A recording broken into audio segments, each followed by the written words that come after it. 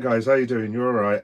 Welcome to this very random, strange, totally not organised, discussion of Liverpool, discussion of anything really that anyone wants to talk about. Um, just to say to everyone that this will be on YouTube podcasts and YouTube videos probably tomorrow at some point. I can already see the message from Johnny, Boo, Late Boy Meta. Yes, Johnny, if you end up watching, I do have an explanation for that one. Um, the reason that my wonderful friend Johnny has put that is because Late Boy Meta, as he calls me, was meant to have been on your screens yesterday. How to put this delicately and politely. So, in England, if you're watching football, basically in England at the moment, in Britain, it's bank holiday. It was bank holiday. I've actually got 2 weeks off work. Um, how to put this? English people tend to fill their bank holiday, their mouths and their bellies with lots of alcohol. It's a very English thing. It's what we do. It's what we've always done in this country. I am no different to any other Englishmen, well, apart from that, obviously. In that I've also enjoyed that particular pastime far too much over the years. And as Johnny makes reference to, I may have enjoyed it slightly more than was necessary on the Sunday night, meaning that I was not able to be with you yesterday, is the politest thing I would say. Anyway, so yeah, basically what I'm going to do, it's going to be mostly to do with Liverpool, but like I said, if anyone wants to hang out or anything, you're more than welcome to. And I'm going to speak about the Reds. I have no idea whether the press conference has been and gone yet. I'm assuming the lads are en route to Paris now, which would suggest to me the press conference should be in about 3 or 4 hours, something along them lines. Obviously, it's not going to be a long flight, so you'd imagine they'd probably be near enough Paris now. Well, I mean, I certainly hope they are, but yes, so obviously Liverpool are playing PSG tomorrow. Yeah, I those of you who joined in on the Saturday after the Man City game, I think there's more chance of me being voted Miss Teen England than Liverpool getting a draw in the PSG game. I very much hope I'm wrong. And obviously the manager, like I said to you guys on Saturday, I honestly don't know anymore. And I just keep reiterating the manager's a bloody good bloke, who led this club through Diogo's death, gave us a league title, and so on and so forth. And yeah, he deserves immense credit for what he's done at the football club. But let's have it right, the last 6 months have not been good. They've been really, really poor. Is that justification to sack a bloke that's won your league title the year before? I mean, honestly, if you'd have told me 2 years ago, I would have called for a manager to be sacked after winning a league title with Liverpool Football Club because he was in fifth place the next season in the quarterfinals of the Champions League. I'd be like, get out, don't be ridiculous. Of course I would. But I don't know. There's just something about this one. I mean, I've seen Liverpool fans walk out. Don't get me wrong, but it's usually to do protesting on ticket prices. By the way, I should be talking about that later as well because the club has got a lot of answer to. If you're wondering what I'm on about, if you just go to the Spirit of Shankly website, I think Gareth Roberts does a lot of work with them. He's the top bloke from Late Challenge podcast that I watch every week, and he knows a lot about the club. I think he's involved in SOS as well, actually. And obviously Mo Stewart's on that as well, and they had a really good discussion about it last night. And I think the way that the football club has handled those ticket price increases is disgraceful. It's absolutely bang out of order, and it's putting working families at the risk of never seeing their football club again. Look, I don't live in Merseyside, I live in Leeds.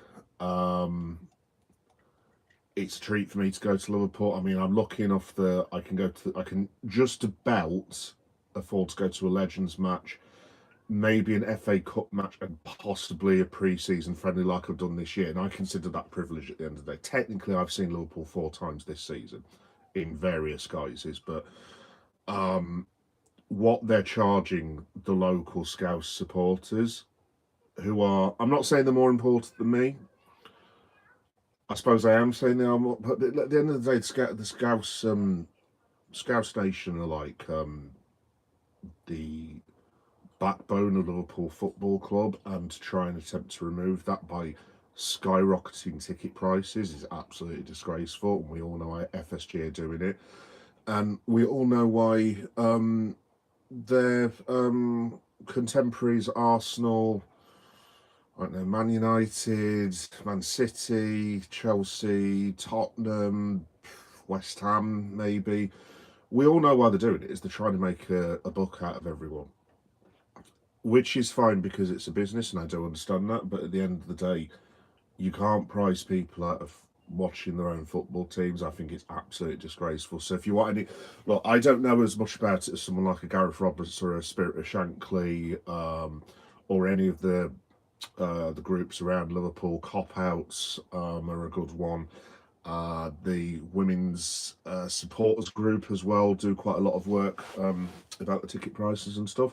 So if you want to get more educated, use them as reference. Don't listen to what I say because I'm an idiot, basically. But no, just in general, the ticket prices are an absolute disgrace. But there we go.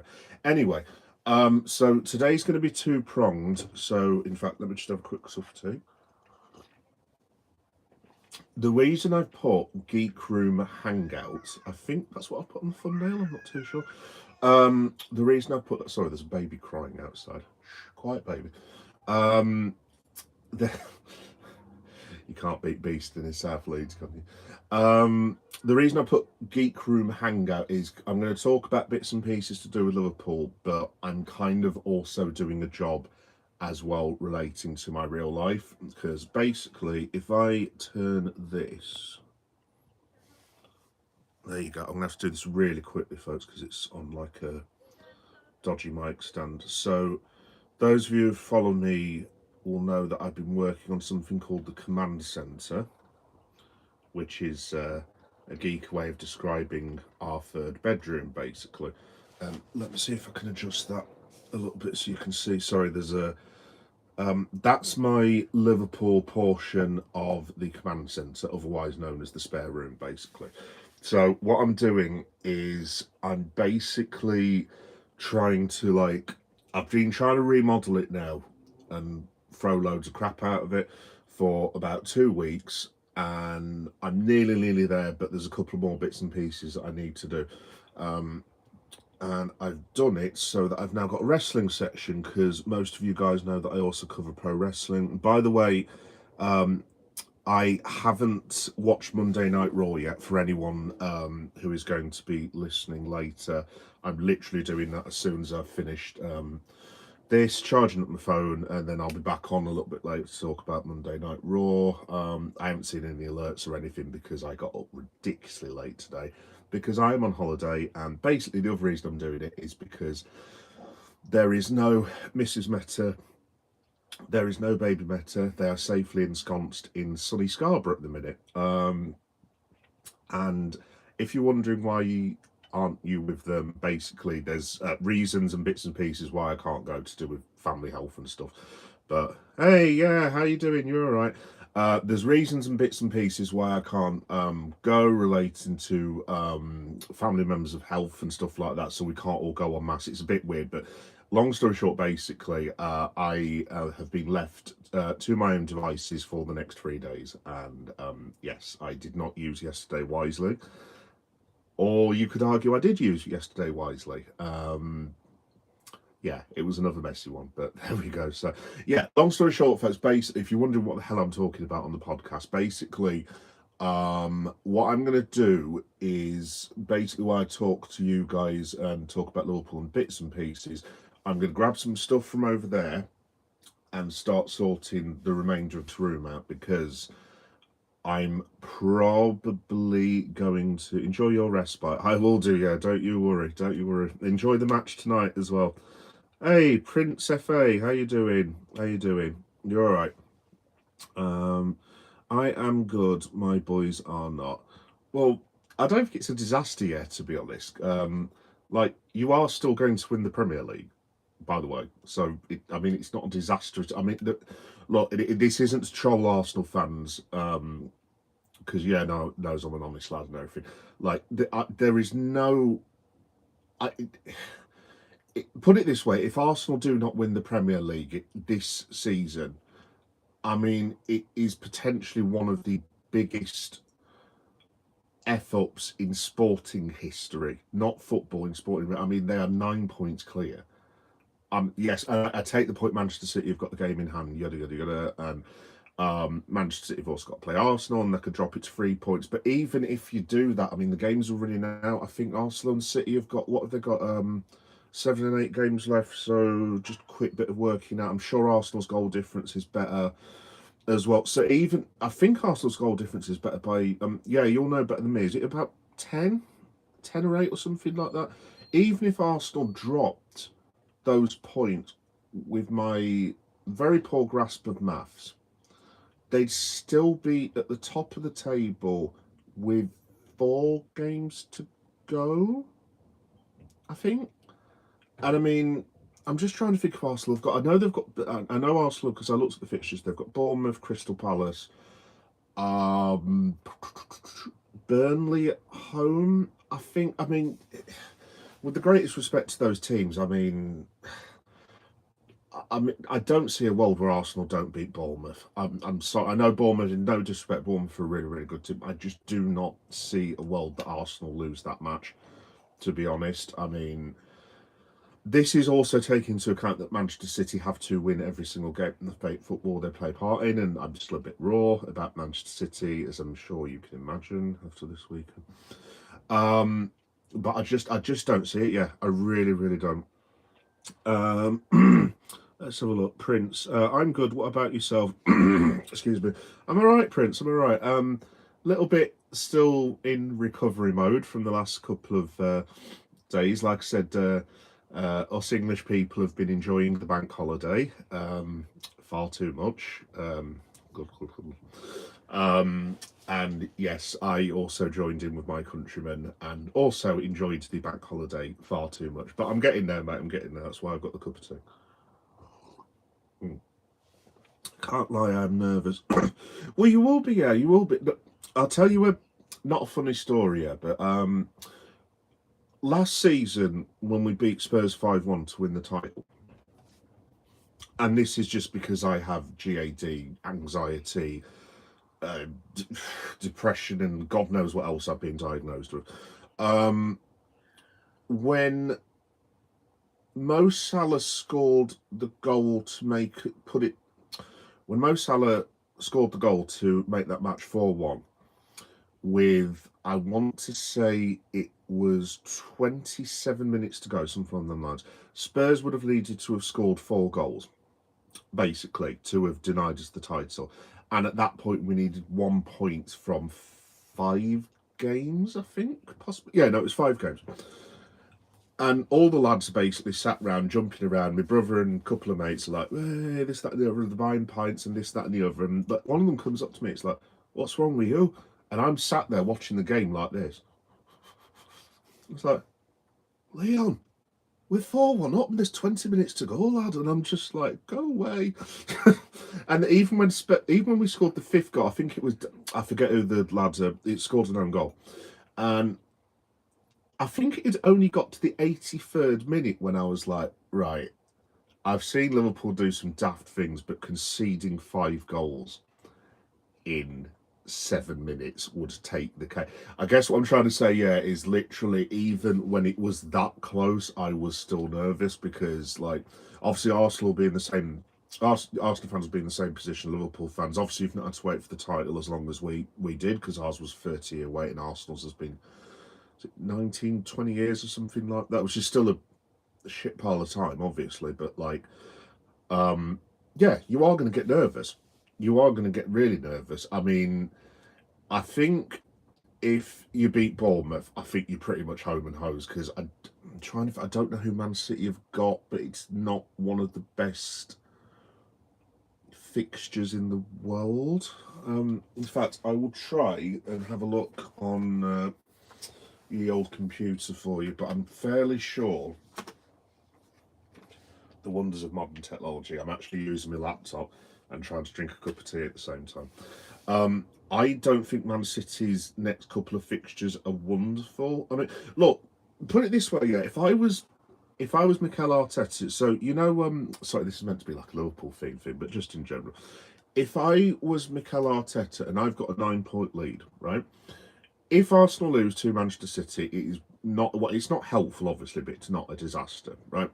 Um, and Arteta has this very strange habit of going proper defensive against other top six teams. I mean, they did it against us in the last 20 minutes at the Emirates, and I'm kind of like, why on earth are Arsenal not going for it against us? We are shocking at the moment. And I know he's got this very bad habit of doing that. If I'm Arteta, I'm literally just like, right, lads, tell you what, free hit, go for it.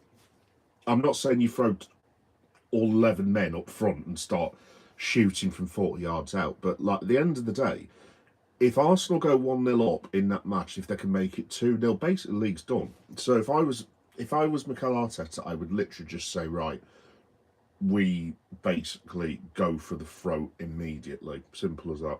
Because if you try and defend against City anyway, as we as we found to our cost this weekend, because we did not do a very good job of defending, it's fair to say, they'll just rip you to shreds. I mean, they ripped us to shreds at the weekend. I mean, they scored, what was it, 4 goals in 17 minutes, which I will talk about in a second, because I have some controversial views about the players' performances, put it that way, to come up. But yeah, if I'm Arsenal, yeah, to be honest, just literally just go for it. And if you lose, it's like, oh well, we've still got 6 point lead. I don't know when Man City are playing that game in hand, but apparently it's not till the last couple of weeks of the season. And if I'm Arsenal, I'm just like, well, providing we get to the last day of the season, I mean, away at Crystal Palace isn't ideal, obviously, because Palace are no mugs, but I mean, it's not like Palace have got a lot to play for anyway, and I would have thought Arsenal put Palace away. I would just be like, right, just go for it. And even if we. Look, the thing is, if Arsenal get a draw, I mean, they're home and host anyway, so I would just say go for it. Although Liverpool did try this a few years ago, just as a talk cautionary tale against Chelsea, and there was a certain gentleman who slipped on the floor, mentioning no names, and I cried a lot, and I don't want to talk about it. Anyway, moving swiftly on. There we go. Hey, Hamill, how you doing? You all right? Hamill Anis. Hello, Hamill. Who do you predict will win the league? Well, like I said, Hamill, I think Arsenal have won it already. Personally, for me, I just don't see. Look, obviously they lost to Southampton, which, if you're an Arsenal fan, I mean, I would be livid about, because I think if Arsenal got, that would have been quite funny actually, because I've just worked. I only just clicked onto this. If Arsenal have got through, they would have had Man City again, which means that I'm not sure when the FA Cup semis are, but like it's back end of April, so Arsenal would have had to have played Manchester City twice in the space of a week or 2 weeks or whatever it is. So, but no, to be honest, Hamill, I cannot see a world. I honestly cannot see a world where Arsenal lose that league. I mean, talk about Arne Slot being under pressure. If the only way Mikel Arteta would survive losing 4 trophies in the space of what, 2.5 months it would be, which would be disastrous considering where Arsenal were 2 weeks ago. Unless he then won the Champions League final in Budapest, I think he'd be fine if Arsenal won the Champions League. But if he doesn't get to the Champions League final and loses the Premier League, if you want a prediction, Mikel Arteta will not be the Arsenal manager next season. But like I said, look, it's not going to happen. The Arsenal cannot possibly, in any way, shape, or form, be so incompetently stupid and wretchedly like moronic to throw away a 9-point lead with seven games to go. I just cannot see it at all. Especially like I said, I think they've got. In fact, let me have a look on Tinternet. Like I said, I was going to have a look for you.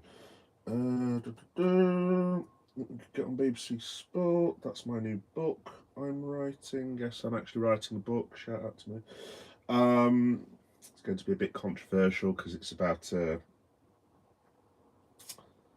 certain organisation where I live in Leeds that I'm not hugely impressed with at the minute, but there we go. BBC Sport. Right, while I'm loading that up, let me just answer the question. But they fell before Hamill, but they fell before Southampton's voice, and they might fall again because Arteta lacks experience.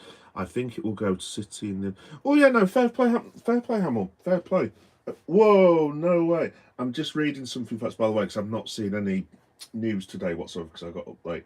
Hearts and Celtic given potential final day title decider. Oh, because they've done the split for Scotland, haven't they?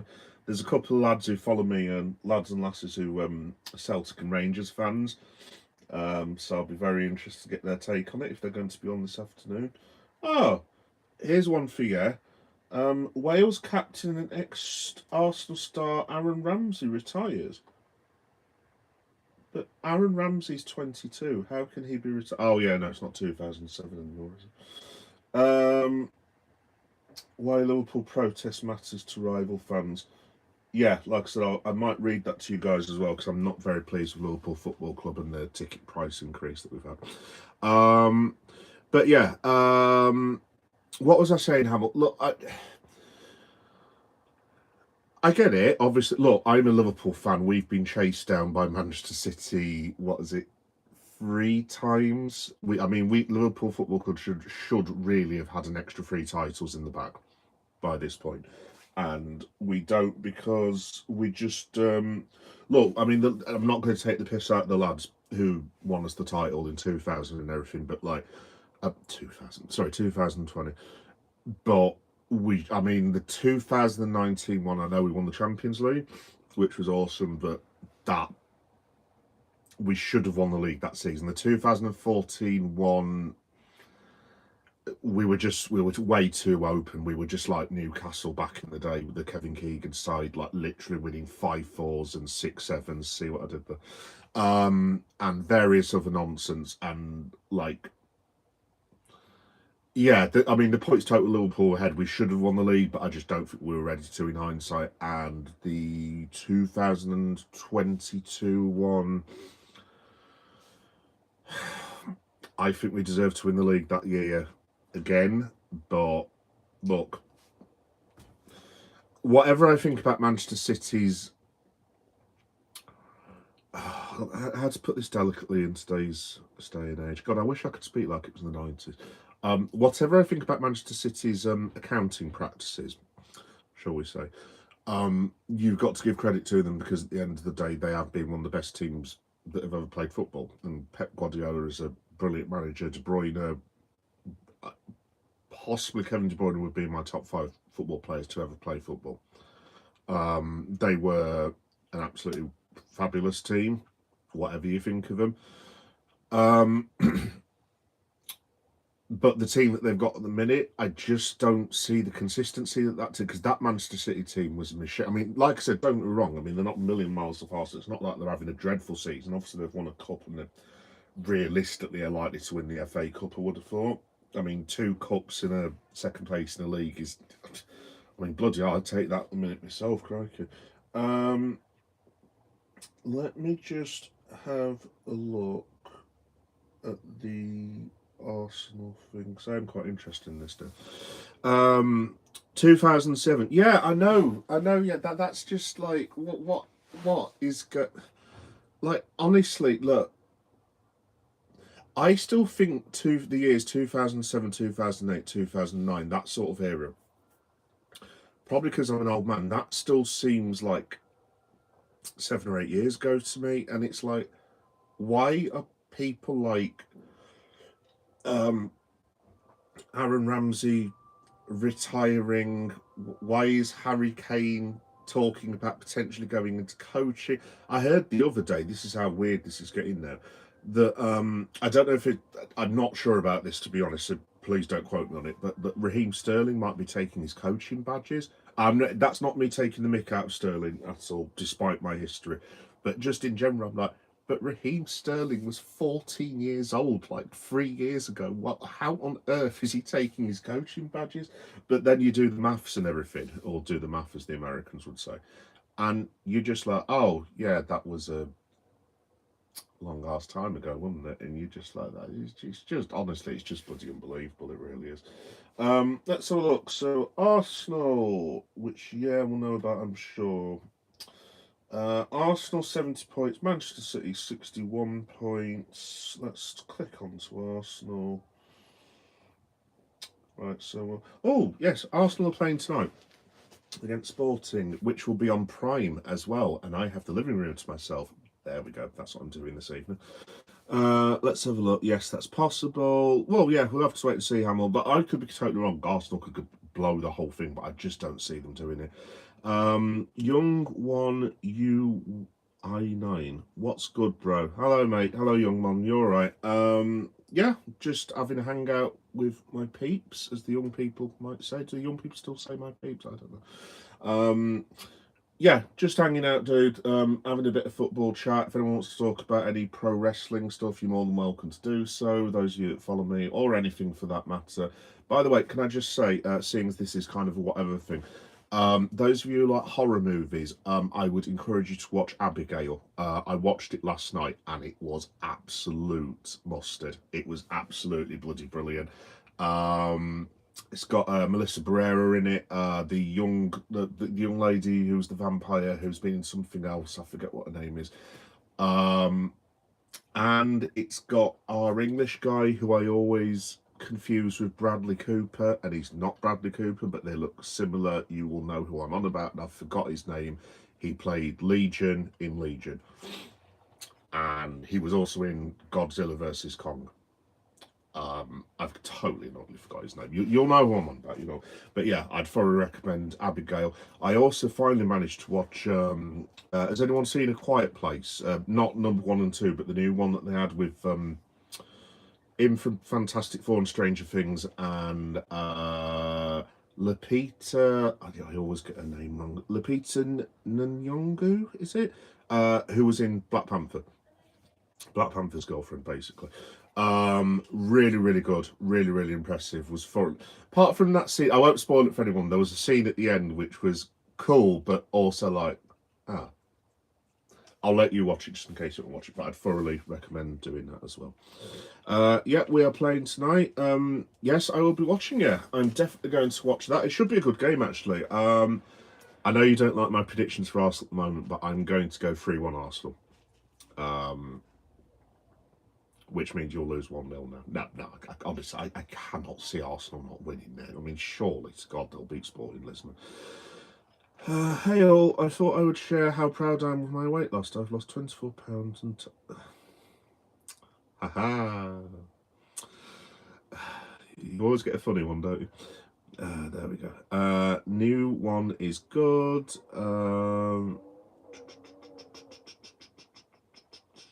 But in all seriousness, congratulations if that is a thing. And yeah, I will be trying to work on my own weight loss because yeah, that's kind of full of kebab and beer at the minute. Because I've been those of you who don't know, but yeah, we'll be able to shed some light on this. I have been left unsupervised in the house, and I am doing what blokes usually do when they're left unsupervised in the house. But there we go. Not like that. If anyone says anything, good grief, I don't think I'd even have the energy to have an affair anymore, much less know how to bloody do one. Yeah, new one is good. Quiet Place, back to work, keep resting, drink and merry. Absolutely, absolutely, I will do. 2-0 is my prediction. Yeah, I think, to be honest, yeah, I think you might have some problems with the away leg tonight. I think it'll be one of those where Sporting come out for the first 20 minutes, half an hour, and give Arsenal, not a pasting, but give them a bit of a run around. And then it might be one of those where Arsenal hit him on the break, like a couple of minutes before half time, go 1-0 up, and then they might get the other goal or next couple of goals in from like the 70th minute onwards, and then obviously if they do that, I mean the Emirates game's a formality, isn't it? So, what is your prediction for the Real Madrid and Bayern Munich match? Oh no, that's on tonight as well, Hummel, isn't it? Yeah. Oh, to be honest, no offense, yeah, but I really wish that was the game on Prime, unless there's a way of. Do you know what? Actually, I might actually. I wouldn't normally pay to watch football matches, but I think you can. Is it Now TV where you can just get a subscription for like a fiver for like one day or something like that? I might have a look actually and possibly watch that, but I still need to watch Monday Night Raw as well. So yeah, let's have a look. So my prediction, Hamill, for Real Madrid and Bayern. Let me just check. Is Bayern at home first? In fact, I have the technology. My technology is also rubbish. Dear. Come on. As has been mentioned previously, our landline and internet suck. Really just horrendously bad. So it takes like a million years to. Here we go. Yes, so Real Madrid are at home. I'm going to go for 2-1 Madrid, Hamill, I think, in the first leg. I have a feeling Bayern might win the tie this time, though. I don't know. There's just something about Bayern. They look a bit. I mean, yeah, knows better than me with this sort of thing, but like, there's something about Bayern this season. They look a bit different than they did. I mean, I watched that Bundesliga. Well, I didn't see I saw the highlights. Obviously, I think they played. Was it Stuttgart they played? Not Stuttgart. I forgot who Bayern plays at the weekend. But basically, if you guys haven't seen, I watched the 10-minute highlight package the other day, and I want to say that Bayern were. It was something ridiculous. Like they were 2-0 up with in the 84th minute, the team that was playing against Bayern Munich, and literally like 7 minutes later, and the bastards have got a 3-2 win. And I'm just like, how on earth did they do that? And that lad that I really rate scored for Bayern. Oh yeah, we'll know I'm on about it. Young lads, crew cut is about as big as this cup of tea, but really skillful, proper player. No, his name escapes me. He's about 16 years old. Is he 17? Yeah, So Hamill, I'm going to go with Real Madrid just to win the match tonight, but I think Bayern Munich will go through personally, which will put a certain German-based subscriber in a very awkward position in the final, to say the least. But there we go. He is living full contentment. Absolutely. Leon, Madrid win first leg. We need to do a bet. Yeah, as long as they're not legal bets. I don't want to lose my live stream, thank you. No, I know what you mean. No, I'm going to go for 2-1. Yeah, I think to Madrid. I just don't see a world where Madrid keep. Because I don't rate them defensively. I've got to be honest. I mean, I don't know if anyone saw the Man City and Real Madrid first leg, but I mean, it was like some sort of bloody comedy match. It was like 22 blokes went on the field and started doing a live Benny Hill sketch. And Benny Hill was a comedian, by the way, for those of you who don't know. Not the most politically correct comedy in this day and age, but yes. Yeah, it was just like they were all doing the Benny Hill dance. I've never seen anything like it. There's folks literally like they're losing the ball, falling over in the goal. There's people hitting the post, passing the ball to the opposition in their own penalty. Honestly, it was one of the most bizarre, unorganised football matches I've ever seen that Madrid somehow managed to win 3-0. I think. Was it 3-0 or was it 3-1? But yeah, honestly, it was like a comedy sketch match. I've never seen anything like it. I mean, I spent most of the highlights laughing, to be honest. Oh. Anyway, we for KZZ. Billy Loomis. Hi, Billy Loomis. That is a very cool name. From my favourite horror franchise of all time, Mr. Loomis. By the way, if anyone, can I just throw this out there? If anyone has seen the latest Scream, do not tell me what happened. Otherwise, you will be immediately blocked, and I will come to your house and give you a stern telling up. No, I won't do that. Yeah, if you could avoid telling me what happens in Scream 7, I would very much appreciate it, because I may actually be going to see it tonight as well. But I'm also doing Monday Night Raw live stream in a bit as well, so I don't know how I'm going to do that. Anyway, I'll work that out. So, as most of you guys know, my planning of things is not necessarily wonderful, to be fair. But yeah, very cool name, Billy.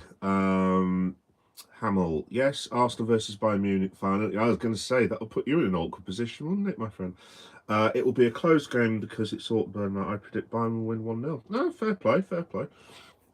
They could do, Hamill. They really could. Like I said, I think it's a bit of a toss-up. I'm really impressed with Barcelona this season. Obviously Arsenal, fair play to them. They've been the best team in England by an absolute country mile. But I think probably the most impressive team that I've seen this season is Bayern Munich. And one of the reasons that Bayern Munich are so impressive, and I will not stop going on about this ever, is because Liverpool Football Club, who I who I support even, decided in their infinite wisdom to give Bayern Munich one of the best players in the world, who half of our fan base did not consider to be one of the best players in the world. And that part of the fan base, who I call Live Form, no prizes for guessing one, have been proved to be completely and utterly bloody stupid. Now, look, people are entitled to their opinions, but I did say at the time, why are we getting rid of Luis Diaz for? I understood the Darwin Núñez thing. In retrospect, if you're not going to use Chiesa, why was he still there when there were bids from Italy? I would have not got rid of Chiesa. I think Chiesa's fabulous football. I think he's been messed around. I actually think... See, I'm not one of those Liverpool fans that goes along with the crowd. People who are now like professors of football saying, well, I mean, Federico Chiesa is clearly not good enough to play for Liverpool. Based on what exactly? And they're like, well, he hasn't scored many goals. That's because he doesn't bloody play, you idiot. What is he meant to do with 3 or 4 minutes of extra time? Sorry, I don't go a bit hyper on that sort of thing, but like, I'm sorry, but this abuse that some of our players get at times is just absurd. I mean, we've had another one this year. Cody Gakpo apparently now is the worst player to ever play for Liverpool football. Yes, I take the point. Cody Gakpo has been terrible for half of this season, I'll give you that. But to suggest a Dutch international footballer who's probably scored the better part of 50 goals for Liverpool in, what, 2.5 seasons? I don't know, he's probably got 20, 30 assists in that time. I mean, seriously, our fan base at times, I don't know what planet some of these people are living on. Yeah, and like I said, I take the point that Cody Gakpo has not been very good since at least probably December this year. But to say that the man is not good enough to play for Liverpool Football Club, I mean, to me, it's exactly the same mistake we made with Luis Diaz last season. And as you will know, Luis Diaz has tore up the Bundesliga. And I'm not having, excuse my wolf swear now, I'm not having the shit of the Bundesliga being an inferior league. The only reason why the Bundesliga is considered inferior is because they don't have the money in comparison to the Premier League. Because to be fair to the Germans and to the Bundesliga, they run their league like an actual league, not like a cowboy's retreat for bloody money laundering and criminals. Is criminals going a bit too far? No, sorry, I'll stick with criminals. Yeah, no, the Bundesliga's an absolutely fantastic league. I thoroughly enjoy watching it, to be honest. And it's like, well, other than Bayern Munich, no one else can compete. Yes, because Bayern Munich are one of the richest football clubs in the world. What do you expect these teams to do in the Bundesliga exactly? So yeah, the Lucho thing, just to bring it back, folks. Put it this way, I'll throw this out to you guys. We signed Alexander Isak, right, for 130 million, 125 million, whoever you believe, right? And sold Lucho, okay? would you still do that, or would you have kept Lucho and used the Alex Isak money to sign Antoine Semenyo and Mark Gahey?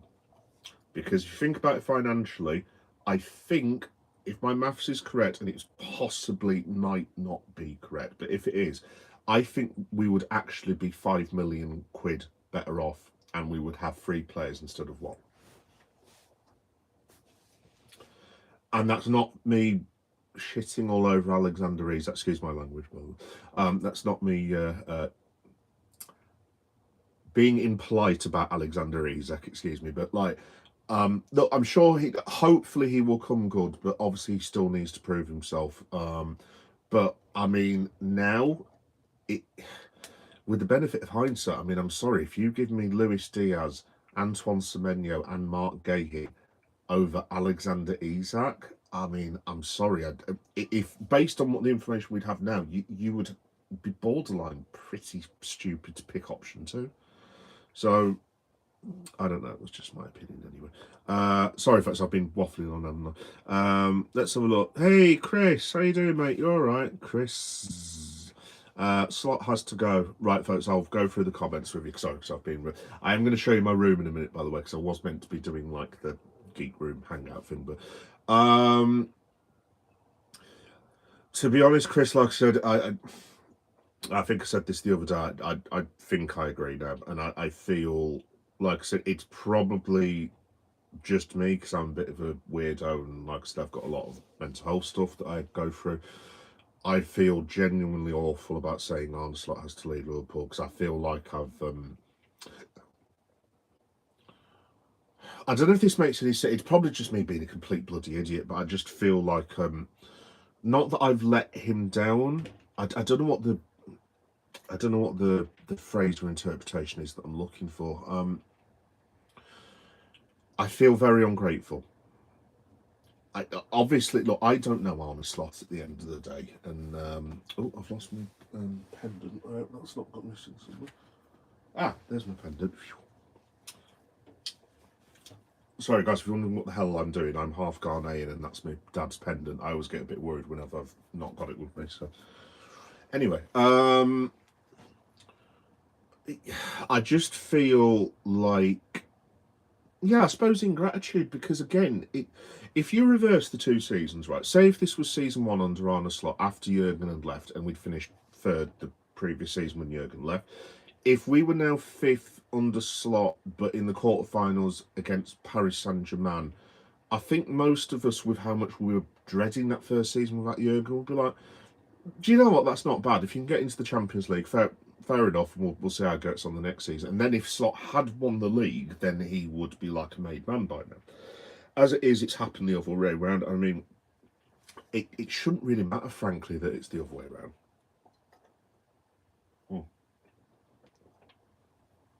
Swig of tea, by it shouldn't really matter that it's the other way around. But obviously it does, and like I said, I will always be grateful to Arne Slot for winning this league. I will always thank him for the way he showed incredible leadership as a man and a human being during the Diogo Jota period of time. Obviously, when Diogo lost his life, shout out to him and Andre Silva always. Broke my heart last summer. Absolutely broke my heart. So I was in recovery at the not drinking recovery, as in like mental health recovery at the time. And the Diogo Jota stuff, obviously, look, I'm not by any stretch of the imagination saying I'm the most important person in the world, because I'm not. Obviously, his wife and his children and his mother and his father are. But I mean, that destroyed me for probably a month. Probably set me back 2 months, because I was genuinely, I don't think I got out of bed for 2 days. I was genuinely heartbroken, because Diogo was pretty much my favourite Liverpool player. I was absolutely devastated, and what Arne Slot did steering the club forward is to be commended, and he will always have my respect for that. However, the last 6 months, even if you take away I don't know, and I still feel bad about. Sorry, I'm going round and round in circles here, but like what I'm saying is, I still feel quite bad that no one seems to be thinking about the players and the impact Diogo has, including myself, because I've shouted at them and said, "What the f are you doing?" This, that, and the other. But we're human beings. That's what we do. Life moves on. I mean, I lost my father, and life went on. And I didn't like the fact that life went on, but that's what happens. You know what I mean? And none of us should feel guilty about shouting at the players. That's what we do, and the players know that, and they'd probably think it would be a bit weird if people were praising them for losing anyway. But yeah, no, I suppose, Chris, sorry for that long-winded thing. I do agree now. I do agree now, but I just feel incredibly. I don't know what I honestly, I don't know what the word is. I feel like I'm showing a huge amount of ingratitude for the man giving me the best day of my life. Not that I'm saying any of you are. Obviously, it goes without saying, showing ingratitude. You were just looking at the end of the day. You're all. None of you hate Arne Slot. Well, there are a couple of idiots who, but they're just not Liverpool fans. None of you are hating Arne Slot, the human being, or his family. At least I would certainly hope not. But we all love Liverpool Football Club, and well, the Liverpool fans on the channel, and we just want the best for the club. And if that means a change has to be made, then as much as what I've said, how I admire Arne, the change has to be made. Simple as that. Let's have a look. O'Reilly scored goals against them in the last match. Yeah, he did. O'Reilly, a great player. Yeah, well, I mean, for me, he's got to play for England. The question is, I'll throw this one out to the crowd. Where is O'Reilly playing for England? With a certain Thomas Tuchel, who, I mean, this is a whole different conversation that I might be about to start unwillingly. Did anyone see the England team the other day? I mean, I don't know if Mr. Tuchel had been out on the ale the night before like I have, but I looked at this team and I was like, there was two people in it that I'd never even heard of before. But then I watched with my brother and he was like, oh, that guy plays for this guy and that guy plays for that guy. And I'm like, I'll take your word for it. Honestly, there was literally two players that I don't think I'd ever even heard of before. But yeah, obviously, I will be supporting these boys during the World Cup in any case. Though I wish the best for England on behalf of all the lads and stuff, but like, I think it's going to be a bit of a disaster, to be honest. A really great player, and you say we have the best defence. Yeah, no, absolutely. New manager, and let's face it, players are getting older. New team too. Yeah, no, Chris. It's one of these. I tried doing this. Sorry, I know I'm miles behind in the comments. I will get through them all, so just bear with me, friends. No, to be honest, Chris, I don't think. If it's new manager, obviously he's going to want to bring his own coaches and staff and players in and blah, blah, blah, blah, the usual way it works and stuff. I don't think we need wholesale. I think it might be another 5 or 6 to replace 5 or 6 that might be good. I think it's going to be the same churn as last season, to be honest. But, I mean, if you wanted to... Look, we don't need goalkeepers. We've literally got about 6 of them. So the goalkeepers fight, even with Ali not having his best season and getting injured. I think he'll be fine for another couple of years. Mamardashvili, to me, I think is going to be a very good goalkeeper. He's made a couple of mistakes, but what goalkeeper doesn't? We've got a right back for the next 8 years, Milos Kerkez, who has been one of the best players that we've had this season, which is really good considering the start that he had as well.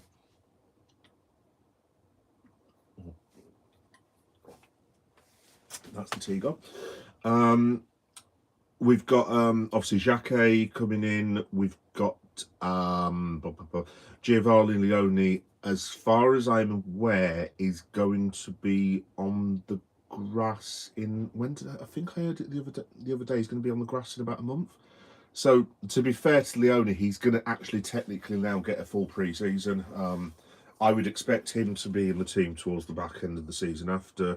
Obviously, we've got to be conscious of Verge because he's going to be 35. The bloke's fantastic, but he can't go on forever. And I mean, some of his defending in the last match, I mean, that penalty, I mean, my goodness. I think my missus could have actually made a better tackle than that, and she's a right hatchet woman. I played football with her with my missus before. She's a right knee capper. Bloody hell. She caught me like not studs up because we weren't playing football, but like my missus honestly is like proper Mrs. Yorkshire, and she won't lose anything that she's part of basically. And she came in with what would be studs up and literally took me out. This is before we were going out and stuff. And I actually said at the time, bloody hell, love, honestly, I feel sorry for the bloke who ends up going out with you, which turned out to be me. But anyway, so we've got Jacques, we've got Leone. We have signed those 4 centre backs. Adianke. There was one from Austria. Obviously, these were all going into Rob Page's under 21 team, but if they can develop and stuff, you're talking we could go from a situation where we've got hardly any centre backs to we could have 5 to 6 senior centre backs being led by Van Dijk. I'd like another experienced defender ideally, but I think we could probably get away with that if those 4 centre backs start emerging for us basically. Midfield, I didn't think we needed anything, but it's quite clear that we do now. We need a central defensive midfielder or a number 6 or whatever it is the young people call these days. Personally, yes, number 8 and number 10 and all that shit. Basically, I would say to Ryan Gravenberch, Ryan, you've done really well and it's a really good option that you are a CDM if we're ever in trouble, but you are now Liverpool's no longer CDM. I would like to see Ryan Gravenberch bombing forward. Basically, if you look at his leg and his passing, his energy, he's actually been quite wasted there, in my opinion, at the minute. I don't think he's had a particularly good season, but obviously he'd hardly played for Bayern for, 2 years or something like that. He started at Ajax. I mean, he's still a young man, Ryan. I think he's, 23, 24? And he's gone from literally playing about 5 minutes a season from Bayern Munich to being asked to play every single game that Liverpool take part in, which, yes, he should be able to do at his age, but obviously it's a huge transformation that lad has had in the last 2 years. So, personally for me, I would have Gravenberch bombing forward, I would have Szoboszlai, I would literally give Szoboszlai the keys to the kingdom and say, off you go, mate. But what happens with Wirtz?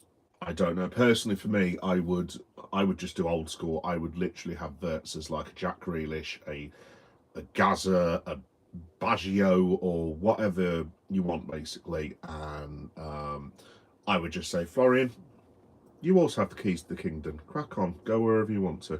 Because my brother asked me the other day, he was like, does that mean we have Ekatike and Isak up front as a 2? Yeah, I think I would, to be honest. I'm actually wondering if Liverpool might not be better off playing a 3-5-2, to be honest, just looking at... Because defensively, we're not very good, let's have it right. I mean, you could potentially have Jacques, Leone and Van Dijk, for example, next season. You have Milos Kerkez, you have Jeremy Frimpong, literally bombing up and down the wings. You have... Grav... Sobo, and your new CDM, I don't know who it would be. I like the look of Adam Wharton, but can Adam Wharton compete with Declan Rice is what you need to ask yourself, or Rodri. In saying that, I'm just throwing this out there, Rodri's into the last year of his contract. Yeah, no, I know, it obviously it won't happen whatsoever, but like... Well, actually, put it this way, if I'm Fenway, and if you hear on the grapevine that Rodri has no intention of signing a new contract, Liverpool Football Club, look, there will be somewhere on a file where Liverpool will have a note saying one to watch, and if they haven't got that note about a player like Rodri, then they are not doing their jobs, basically. But look, that won't happen. Could we get Caicedo? I can't see Chelsea selling us Caicedo, but that's what I mean. I can't think of a player at the minute. We need that level of central defensive midfield player. What that means for McAllister, I don't know. Is Alexis McAllister World Cup winner going to be satisfied with being brought off the bench? I mean, I wouldn't be, to be honest, but he's had an appalling season, McAllister. But funnily enough, if you look, he's actually, I think he's had his best goal scoring season for Liverpool this season. I swear blind he's got 6 or 7 goals. 6, 7, yes, I And up front, obviously, then you'd have Alex and Hugo. Can they work as a two? I, I mean, to be honest, I don't see any reason why not. I mean, I don't know what you guys think in the comments or Liverpool fans. Maybe I'm talking out of my bottom, basically. But I don't think if you put a central defensive midfield player in, if you have Florian just behind Hugo and Alex, and but then obviously you've got to lose a player from midfield. See, this is the problem now with the whole that. I don't know, but it needs to be something along them lines. But I think we do need a new. So to answer your question, Chris, after all that, I'd say definitely an experienced centre back. I think we probably need another forward, but that all depends on Rio Ingamoa and if they're now anointing him as the man, and if Cody Gakpo is being kept, and if Federico Chiesa is being kept. I personally disagree with a lot of Liverpool fans. I would give Chiesa a go. Just to point out, by the way, those who have a go at Chiesa, you do realise if it were not for Federico Chiesa, we would be arguably, well, definitely 4 points worse off, and arguably 5 points worse off had he not made the contributions he had. And if you're wondering what the hell this big fat guy is on about, look up the results of this season. That's all I'm going to say. But Federico Chiesa single-handedly has got us an extra 4 points this season. So yeah, but I don't know. Clearly, I know nothing about football, and an Italian international footballer clearly is not good enough to play for Liverpool Football Club. But plastic. I hope that wasn't aimed at me, Hamill. No, I'm sure it wasn't. But I'm sure it wasn't. No, one thing I am is definitely not a plastic. Look, I always tell this story. I've supported the Reds since 1991. Yes, that's how old I am, and I can remember going to school when we were in the bottom four and we had to beat Queen's Park Rangers to stop from going in the bottom three, and I think we missed 2 penalties that night. And this was during the period when Man United were winning every single trophy that was available. It was hideous, absolutely hideous. I mean, this season it's not cool, obviously, but just to let the young people know, look, I once watched Liverpool lose 5-1 to Coventry City at the old Highfield Road. That was hideous. This season is a minor inconvenience in comparison. Not that I'm excusing the current squad, but like, trust me, guys, I have seen way worse Liverpool teams than this. I mean, not to dig them out, have you seen the Liverpool side from 1999? Eesh, absolutely dreadful. Anyway, try being Celtic. We only get a couple of million for winning the league. Well, quite, Chris, quite. Yeah. What do you think, Chris, about that last match of the season, by the way? Because I just saw that pop up on my thing. In fact, sorry, Chris, and everyone else waiting. If you wonder why I keep going from one bit to the other, guys, that's just who I am, basically. Let's have a look. I'm just reading off BBC Sport, Chris, actually. Heart of Midlothian, Celtic place a potential final day type side in Glasgow. Oh, get in on Saturday, May the 16th. That is my birthday. Well, I'm really sorry to my family who are going to Liverpool, but that is what we're doing for May the 16th. I'm going to watch the... yeah, that's what I'm going to watch. Rangers' final game of the season is a third visit to Falkirk. Right, okay, so... Oh, Hearts gone back to... Right, so at the moment, Celtic have got 64 points, Rangers have got 66. Guess what Hearts have got? 6, 7. Oh my God, honest to God. Literally, I know this is a bit of a side note, folks, but does anyone remember the time before 6, 7? Like, I didn't realise how much we actually used those two numbers as human beings. Literally, my son called me the other day. He was like, Daddy, what? Come into the living room. We had like Match of the Day, not Match of the Day, we had Football Focus. And as soon as he said, guess when the guy scored? Oh my God, and literally it's like 6, 7. And I'm just like, Jesus Christ almighty. Anyway, moving swiftly on. We need a new team. Yeah, Triple H. I'm assuming we're not talking about Paul Levesque of WWE fame because I don't know if he can play football, to be fair, but there we go. Kushanov is the best player in City right now. Yeah, no, he's good, isn't he? I've been quite impressed with him, to be honest, Hamill. Let's have a look. Veritas ratio. What's in the book? For the first season of the first season of the Bible? I wasn't aware that the scripture ran in seasons, to be honest. Veritas, I'll take your word for that, pal. But yes, we have the best defence. Life is all about moving forward. Remaining stagnant loses you time, and time is priceless. You can't buy that. I agree. I agree. Yeah, it's one. It's one of these, and this is the reason I just feel bad for the gaffer. Like I said, he's a really, really good man, but obviously you can't. If someone's not performing to the level they should be, obviously there needs to be a change. And just because I think Arne Slot's a really, really good bloke and a nice guy doesn't mean that's criteria for letting him go. I mean, to be honest, I don't put all the blame on Arne. By the way, can I just say quickly, because I wanted to get this off my chest, I don't put all the blame on Arne Slot. I do put it squarely on most of the players because that performance against Manchester City, as I've already said, was unacceptable.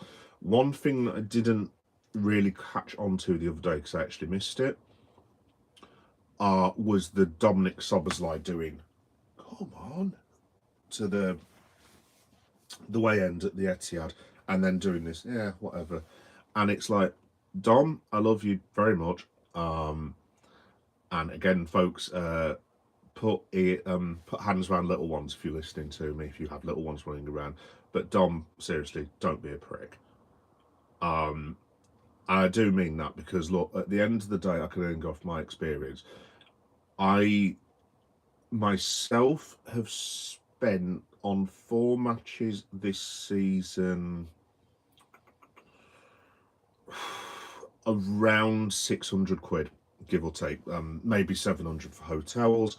Obviously, you guys know you've all been to away days at hotels, food, getting to the ground, programs, blah blah blah, blah, beers afterwards, and so on and so forth. I don't throw around 700 quid like willy-nilly, basically. Obviously I have to budget for that shit at the end of the day, like most of us do, to be honest, who are in that same situation. And that's just me going to like 4 football matches. These lads and lasses who go and see Liverpool away, home and away every single week, are spending thousands and thousands of pounds of their hard-earned money to go and watch a football team. And there were 8,000 Liverpool fans who went to the Etihad and were basically treated to whatever the hell that performance was. And as far as I'm concerned, if the fans want to walk out, I have no issue with that whatsoever. I would have an issue if the players really needed us and they were trying their best and they were 2-1 down and our fans were like, yeah, I can't be arsed, then that's out of order. But like, the lads had given up. They basically gave up playing for Liverpool Football Club, which is not acceptable. It's not acceptable for Liverpool. It's not acceptable for any level of sport as far as I'm concerned. But to then do this to the crowd and then do whatever was I'm not going to make a big thing about what Dom did. Look, he's a young man at the end of the day. He's made a mistake. He's 24, 25, whatever Don Szoboszlai is. Look, I mean, people don't think that's young anymore. 25 is still very young at the end of the day.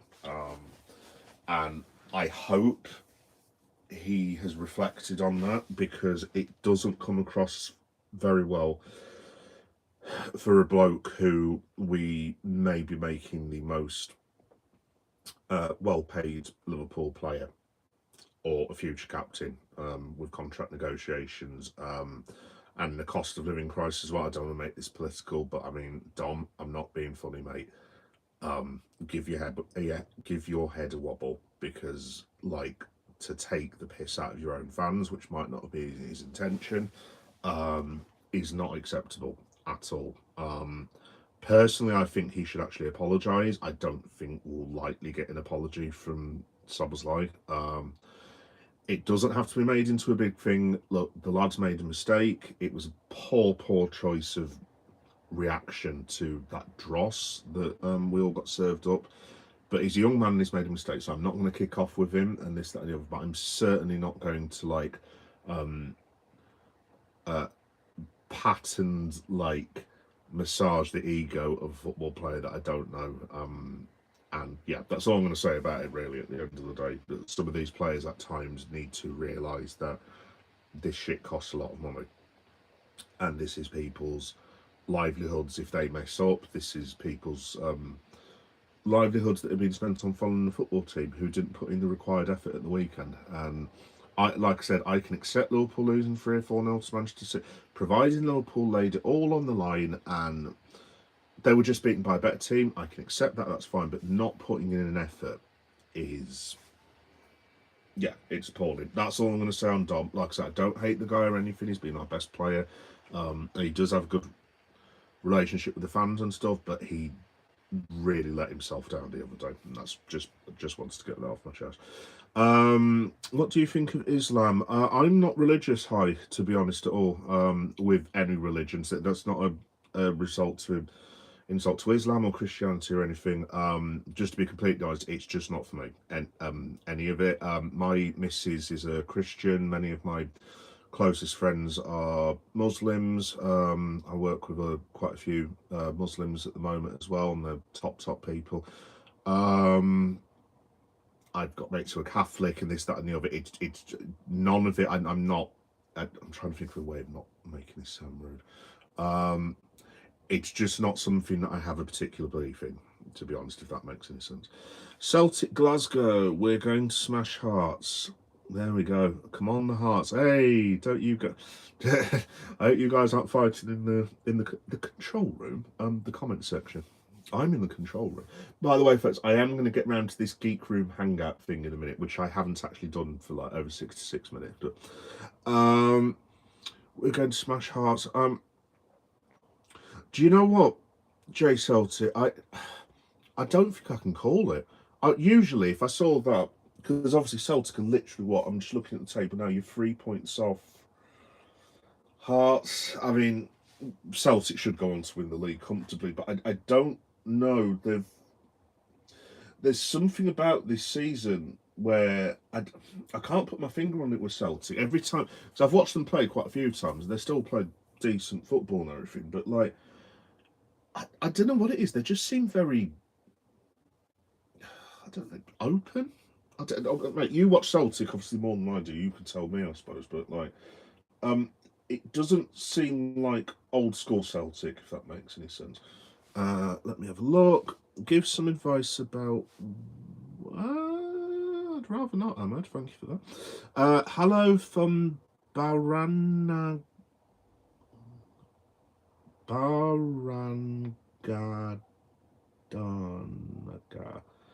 Hello, Draftinator. Yes, hello to that name that I cannot pronounce. I'm really sorry. I'm so shit at pronouncing people's names and places, so I apologise. I'll just say hello to Bar. There we go. Milan Todoric said hi. Jesus loved you and died so you could live. Well, yeah, like I said, guys, anyone posting religious messages, like all I'm going to say is, and you can carry on posting them. It's not me telling you not to, but I'm not religious at all with any religion. And I'll be blunt. The reason why I'm not, because I don't shy away from these things. Oh, am I? Oh, thank you, Bronx Ad. Am I picking my nose? Yeah, Jesus, I've just done it again. I've got an itch, basically. I will try not to pick my nose, mate. I do apologise. The reason why is, and I'm not going to get into this, but I lost someone very special to me many years ago, and the explanation that I was given from a religious standpoint was not one that I found palatable or acceptable. So there we go. Du- du- du- du. Are you a Brit? Yes, I am a Brit. I'm so wanting to pick my nose down. Not pick my nose, scratch my nose. Right, I'm just going to do it one more time. There we go. Right, I promise I won't do it again. Am I a Brit? Yes, I am a Brit. Popov, I would just call you. Yes, I am a Brit. Um, yes, I am in Leeds in West Yorkshire, basically. Oh, speaking of which, folks, by the way, about an hour later, right? If is still on, and if there is any Arsenal fans still on, I got the fixtures up earlier. These are the league fixtures. So, Arsenal have got Bournemouth on Saturday afternoon. Right, well, that's 3 points for a start off. Then it's the Man City game. So this is where it gets a bit tricky for Arsenal. Yeah, I thought Arsenal had a bit of a thing. So they've got Man City away from home, and then they've got Newcastle at home. Now, just um, how not bad but inconsistent Newcastle have been. I would still expect Arsenal to beat Newcastle, but that's not this. I can't stop bloody wiping my nose now. 25th of April. So you're talking that's 3 weekends time. Yeah. Yeah, you'd still expect Arsenal to win that. Then they've got Fulham. Then they've got West. Yeah, I mean they've got the Arsenal have got West Ham right at, away from home. Their second to last game for the season is Burnley at home, who are pretty much relegated already, and their last game of the season is Crystal Palace. I mean, just those 4 games alone, Arsenal will get 10 points, which probably wins them the league at that point. In terms of, I'll tell you what, I'll do City actually as well, seeing as on here. And then I'm going to do a bit of Geek Room stuff, guys. And when I say Geek Room stuff, I'm basically, the idea was from this stream was I was going to talk to you guys and also show you some of the stuff that I'm messing around with in the room. In fact, I'll just show you again for those of you who haven't seen. Right, so this is my boy room basically. So those of you who are wrestling fans, that's all my wrestling stuff. That's the original Transformers the movie poster. Those are all the DVDs and millions of books that I still need to read. That's Thanos and Spider-Man. I'll just leave that on there for a minute so you guys can see my room. I am still on, by the way.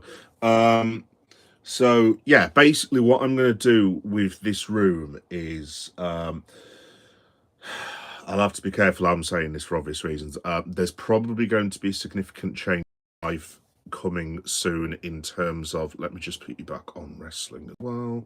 I'll show you the Liverpool bit as well, actually. There's probably going to be a bit of a change coming up in my life as regards... There you go. That is Liverpool. Sorry about the light, by the way, but that picture was when Virgil van Dijk scored the winner against Chelsea. I know it was a League Cup, but just because it was so funny, the fact we beat Chelsea in the last minute with a team of teenagers, I had to put that up. That thing there, that was my like homemade because I do like quite a bit of not artwork, but I do like creative crafts and stuff. So I made like a whole picture frame thing of Liverpool winning the league last season. There's pictures of us winning the league from last season. All my Funko stuff is there as well. So I'm going to be starting from that area basically. So that little box that you can see just there has a load of Liverpool stuff in it. And I'm just going to try and see if I can make a bit more like room basically. But the reason I'm doing it is because like I said, I'll have to be a bit careful how I phrase this. There's probably going to be a very significant change in my life coming up fairly shortly as regards what I do in the week, put it that way. And I might be replacing what I do in the week with basically selling these from this room, if that makes any sense. In fact, I'll put myself back on. So yeah, basically that was the idea. I was going to do like a Geek Room hangout and basically look at stuff. Basically, long story short, look at stuff I could sell and this, that, and the other, and also stuff that we need to get rid of and stuff that I want to keep. Basically, because I'm trying to turn this into like a whole.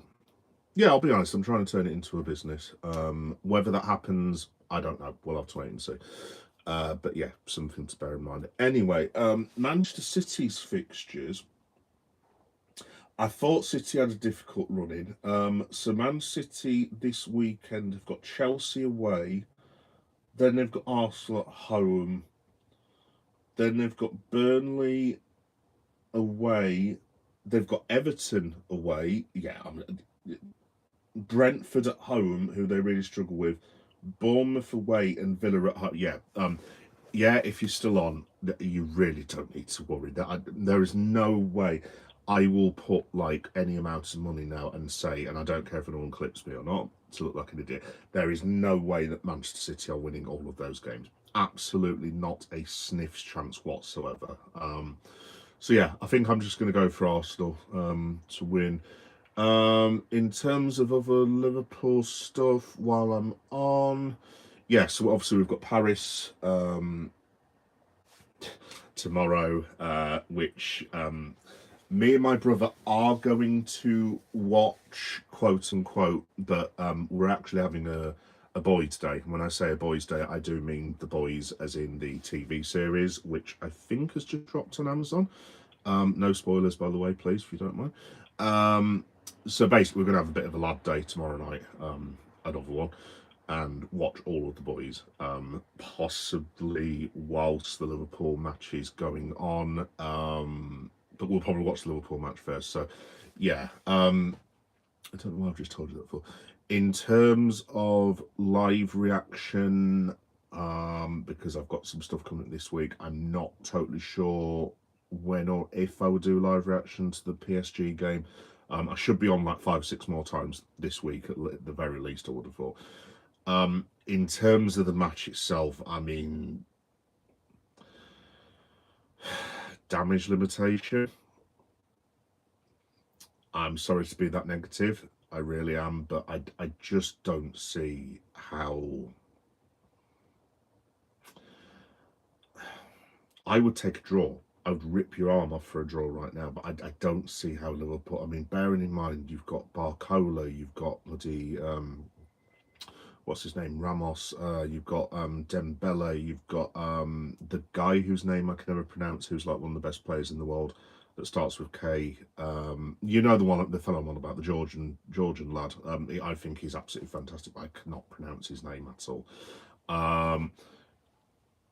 Is it Kevich Yeah, I think so.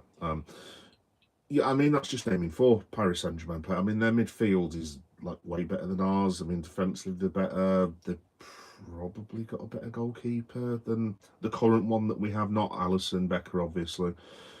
I don't know. I honestly do not know.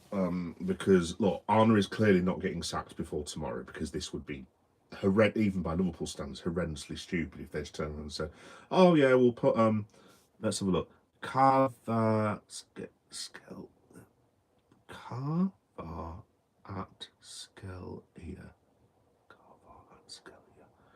Thank you, Jay Celtic. Yes, it's one of those things, Jay. To be honest, like even if someone tells me how to pronounce, I don't know if there's some sort of weird thing that I've got. Someone will tell me how to pronounce a name, and I still can't physically actually do it for some stupid reason. I've always had a bit of an issue with that. But yeah, thank you for the tip, my friend. Yeah, no, I just don't see Liverpool having hope in hell. To be completely honest, I think the best we can do tomorrow is try and get out with a 2-1 or a 1-0, and we won't keep PSG down to one goal. So anyone expecting one goal deficit, forget it.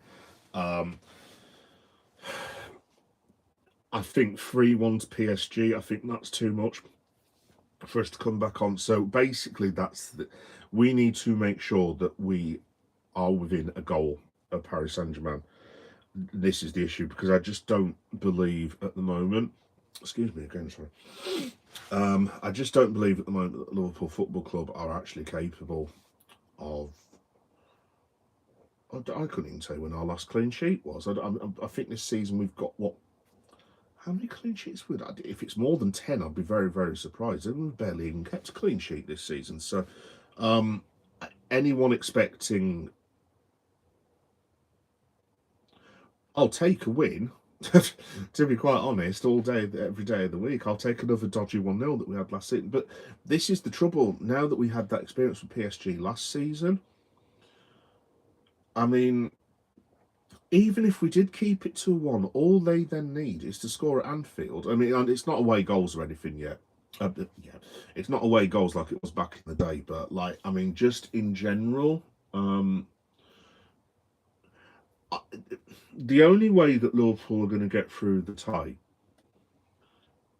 is there would have to be some sort of miraculous performance tomorrow where we basically had the same score that Manchester City had against us at the weekend. And even then, I am not expecting us to beat Paris Saint-Germain 4-0 because our record in Paris is diabolical, by the way. I think since I've been a fan, I think we've played them, 4 times in Paris, and I think we've won once. We lost a Cup Winners' Cup to them in '97. This is how old I am again. I'm sure we've lost 2-1 in the Champions League group stages and won 1-0 last season. I think we played them again there as well. Yeah, it's like a 1 dodgy win out of 4 since I've been a fan. So I'm not expecting anything, but that's the only way. If Liverpool could just come out and literally just go raw, like the Incredible Hulk, basically, and just go for Paris and just absolutely like try and smash them into little pieces. But I just don't think the players have got it in them. I really don't. And it's not me being negative, but I am try to be positive as much as I can do with my conditions and stuff. But I'm a realist, and Liverpool will not be beating Paris Saint-Germain. And I'm sorry, guys, to do this on a downer, but I don't think Liverpool will qualify for the Champions League either, to be honest. I mean, we've got our fixtures, by the way, are horrendous in the league. We've got Villa away, United away, Everton away, Brentford at home, Palace at home, Fulham at home, and someone else who have to. But yeah, those are our fixtures. They are absolutely garbage and awful, basically. Yeah, no, I honestly, guys, I really, really don't know. To be quite frank, I would just like the end of the season right now, to be honest. And we just go again next season. But the trouble is now, obviously, we've got a very uncertain summer. I mean, if they are going to make the change needs to be before the World Cup. Like, we cannot have this going on during the World Cup for obvious reasons, because obviously the World Cup, when does it end? What, July the 14th? So pre-season training for Liverpool is usually about July the 4th, July the 3rd. We need to know what's going on with Arna well before then.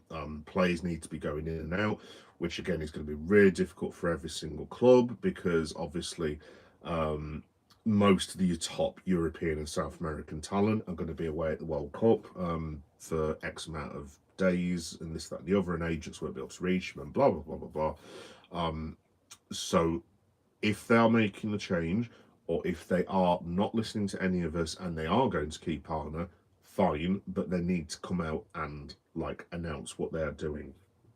Like, I know they've already backed Arna, but like someone like, I don't know, John Henry or not Edwards, but Richard Hughes, whoever it is, Gordon, blah blah blah blah, the other American lad, I forget.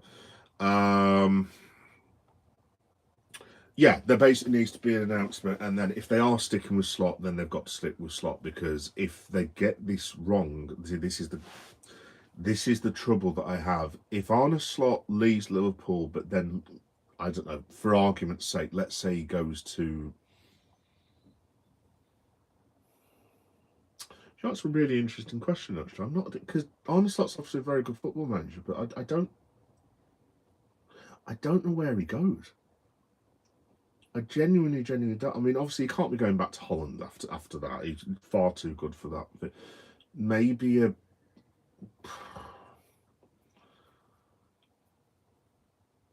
I want to say someone like Leverkusen or Dortmund, perhaps. Um, I mean, Premier League. I'll tell you what wouldn't be funny if he ended up, if Rosenior gets sacked and they end up getting Arne Slot and Arne Slot wins the league with Chelsea. That actually, no, I'm not going to wish that into existence. That doesn't even bear thinking about. I honestly, I can't think of, maybe because I'm hearing because Diego Simeone always throws a wobbler every now and again about Atletico saying, "Oh, this is the season he's going to leave." Blah blah blah. And it's just like, yeah, I mean, he's been there literally like since the original stadium opened, let alone the new Metropolitano. I suppose there's a chance there. He's not going to be going to Madrid or Barca. I mean, Serie A, Milan, maybe. I don't know what Arna's going to do, to be honest. If you go, but he should be. He shouldn't be going back to Holland. Put it that way. He's far too good for that level now. But where he goes personally, past. The point is, the decision needs to be made on this as a matter of some urgency, basically. Jay Celtic, Liam Scales is the reason we look open, and our stupid captain Callum McGregor. He's too old and terrible. Sorry, Jack, I don't mean to laugh. The first thing I had in my head, mate, was bloody hell, he speaks highly of you, mate, as well. No. Fair play, mate. Fair play. Obviously, you watch Celtic more than I do. Oxlade-Chamberlain has looked decent in flashes, but it's clear to see he's not had pre-season. Well, yeah, I saw the Ox the other day, Jake. On he had an interview with the Anfield Rap lads, and yeah, he was talking about Celtic and saying that he feels really good and everything. I think he did say something along the lines of, I would hope Celtic fans will see the best of me sort of next season, because obviously I'm still getting used to it. And he has had a lot of injuries, Ox. But I tell you what, mate, I have first-hand experience, and I do vouch for the Ox. He's not only is he a lovely, lovely lad, he's a proper nice bloke, but he's a superb football player. I mean,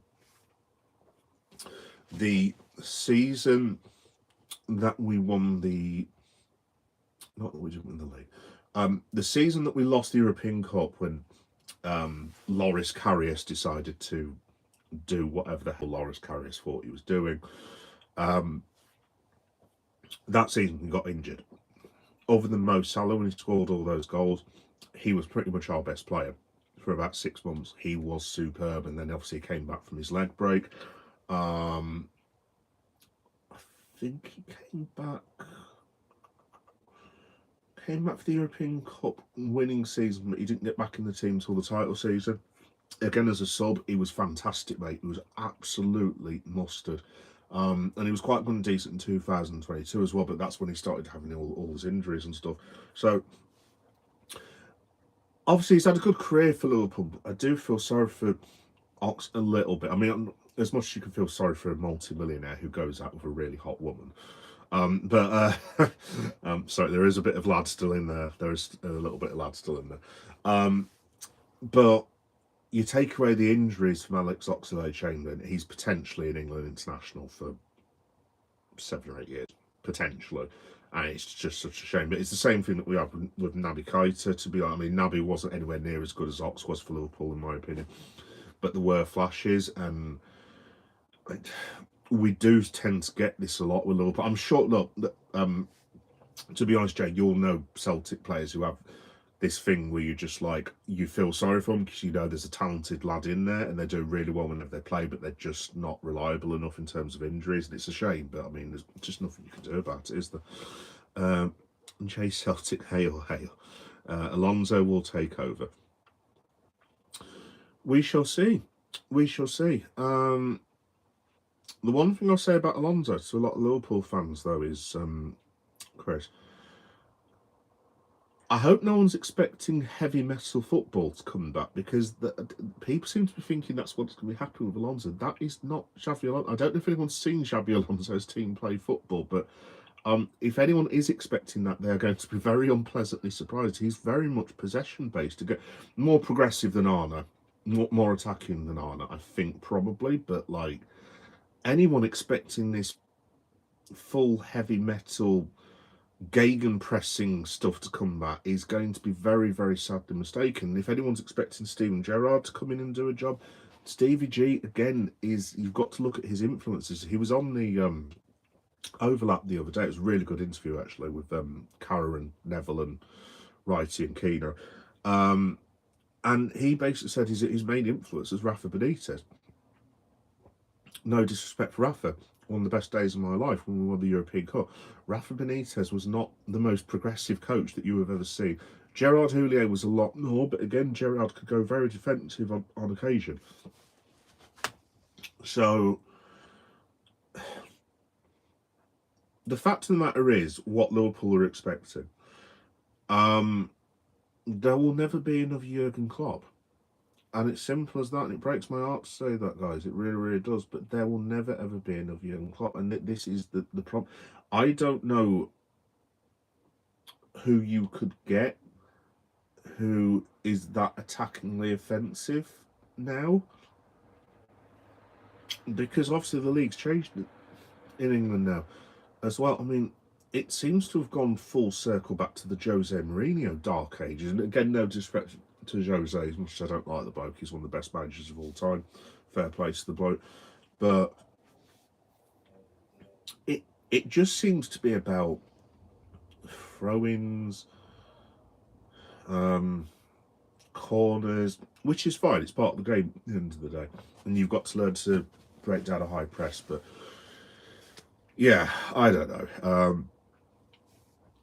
Football just seems to have changed a lot recently. So I don't even know. I mean, if they do get rid of him, if it's not Alonso, which I wouldn't surprise me if FSG at all pulled some sort of rabbit out of the hat and they appoint someone that none of us are expecting. I don't know who that other guy is. I really, really do not. I wouldn't be surprised, and this is a bit of a wild shout, I wouldn't be surprised at all if on a little backup list on a PDF somewhere where the nerds of Liverpool Football Club sit in the analytics department, I wouldn't be surprised if haven't got Hertzler on a candidate list. And I am talking about the fellow who is the Brighton manager. It wouldn't surprise me at all, to be quite honest. I mean, obviously, again, you've got Ollie Glasner's going to be out of work. I went through the list before. I just don't think that works. De Zerbi's now gone to Tottenham, so he's another one that's out. By the way, actually, a little bit of weird news before I go on these guys, the mighty Ghana. Did you guys know that Joachim Low, as in, yes, the gentleman who used to manage Germany, is in talks to become the new manager of Ghana for the World Cup? Yeah, just thought I'd throw that out there. It was absolutely bizarre when I heard that, but there we go. Full Celtic team is with injuries. Jota and Carter Vickers, I think they're going to be out much longer. Yeah, well, this is thing, Chris, isn't it, at this time of the year? But everyone complains about injuries. Like, I mean, our injuries have been horrendous this season, but like, then again, I mean, Tottenham's injury list. I mean, that's why I was so annoyed that we drew with them the other day. Literally, they have had God knows how many players out for months and months and months and months. I think the worst it got to was 17 or something like that. I think they were missing 13 players when they played us, and they still literally played us off the park, which was really embarrassing. But yeah, there we go. Right, guys, just to end on, I'm going to put myself back to the Geek room.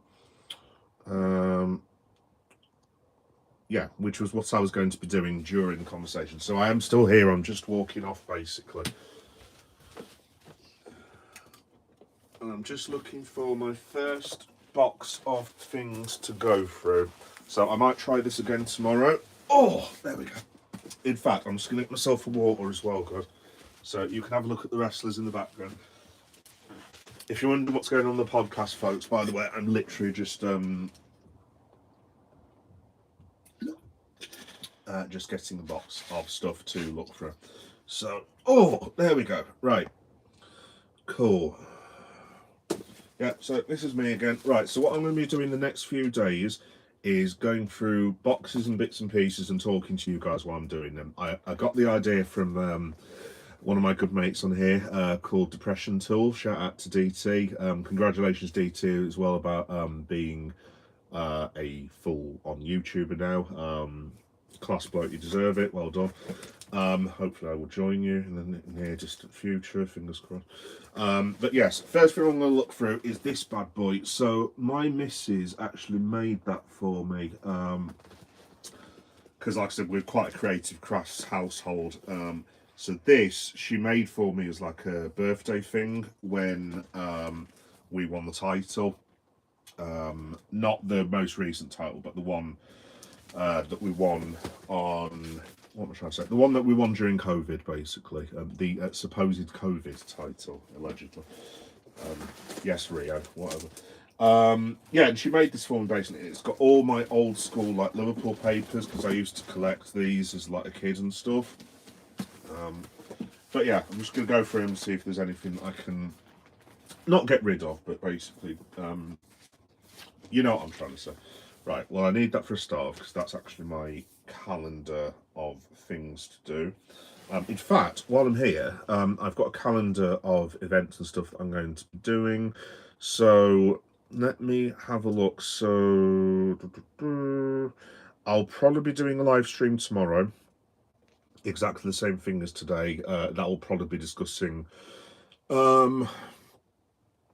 bit more wrestling. I'm going to be on later, guys, as well, by the way, because I'm going to start watching Monday Night Raw. So I might be back on, I don't know, about 8 o'clock or something like that, 7 or 8 o'clock. I just need to recharge my battery now, so I might be back on fairly shortly. So hopefully you can join me for the Monday Night Raw wrap up, which I have not seen yet. So it might be after about 7 o'clock. What else am I doing this week? There will be a Dynamite, AW Dynamite review. That might have to be Friday because I'm actually going to see my mom. Hi, mommy. Yeah, and then what else is happening this week? Oh, yes, so the end of the week, I'll be doing AW, watching AW Dynasty on Sunday night, which I'll be able to watch live, which will be very cool. And I'm also going to Leeds Horror Fest in LS6. I need to update this calendar, actually. I was wondering where it got. Horror Fest, basically, if you don't know, is based in the LS6 region of Leeds, which is Hyde Park and sort of Headingley. And there's a place called Left Bank. Really, really cool, like old churchy type building. And Horror Fest, it's really, really cool. They get like guests and stuff. They had the lady from I think it's Shauna, I forget what her name was, Shana McDonald, who was in The Descent. She was there the other year. But now they've got really, really cool like horror movie trinkets and like t-shirts and toys and so on and so forth. So plan is I'm going to try and get there about 2 o'clock in the afternoon. So this will be on Sunday, and I'm going to try and do a live stream while I'm there. Now, I don't know what their Wi-Fi is like, because I usually just do videos while I'm in there. But I will try and do a live as well if I can do. So that will be on the channel. Hopefully 2 o'clock in the afternoon, in and around that time on Sunday. And then there'll be a vlog and also some shorts of all the horror movie stuff that I find about 8 o'clock on Sunday night. So that's coming up as well. I'm just looking at this calendar again. What else have I got? Oh, WrestleMania is in 2 weeks' time. Obviously, you've got the Hall of Fame. You've got Mania Night 1, Mania Night 2. So I'm going to be covering all of that good stuff. I think I'm meant to be going out to see one of the WrestleMania nights. I'm not too sure yet because I need to get in contact with the boys. What else? And I think that's probably it for adventures for the month. Obviously, I just booked AEW all in the other day, so that'll be coming up in August. I'm booking the hotel today, actually, I think. And yeah, after that, it will just be more live reactions to the mighty or very unmighty Reds and Monday Night Raw and AEW Dynamite and the late night SmackDown show, which should be on Saturday night, I think. But that's when Mrs. Meta comes back from her adventures with Baby Meta in Scarborough. So I will have to obviously put a bit of a husband shift in for that one. Yeah, so that's everything that's coming up basically. Right, so in this box, what have we got? Oh, that's cool. So this is, funnily enough, this Mrs. Meta got me this. It's like an old school Liverpool like top thing. Again, if you watch it on podcast, folks, basically I've got like a it's like a Liverpool, yeah, basically it's like a, not a towel, like a sheet basically, and it's Liverpool Football Club, and it's Football League champions 1976 to 77, FA Cup finalists 97, and European Cup winners 1977. So that I would like to put on something. So let's just have a look. So I need it to go into that Liverpool region basically. I wonder if I could put it on the suitcase.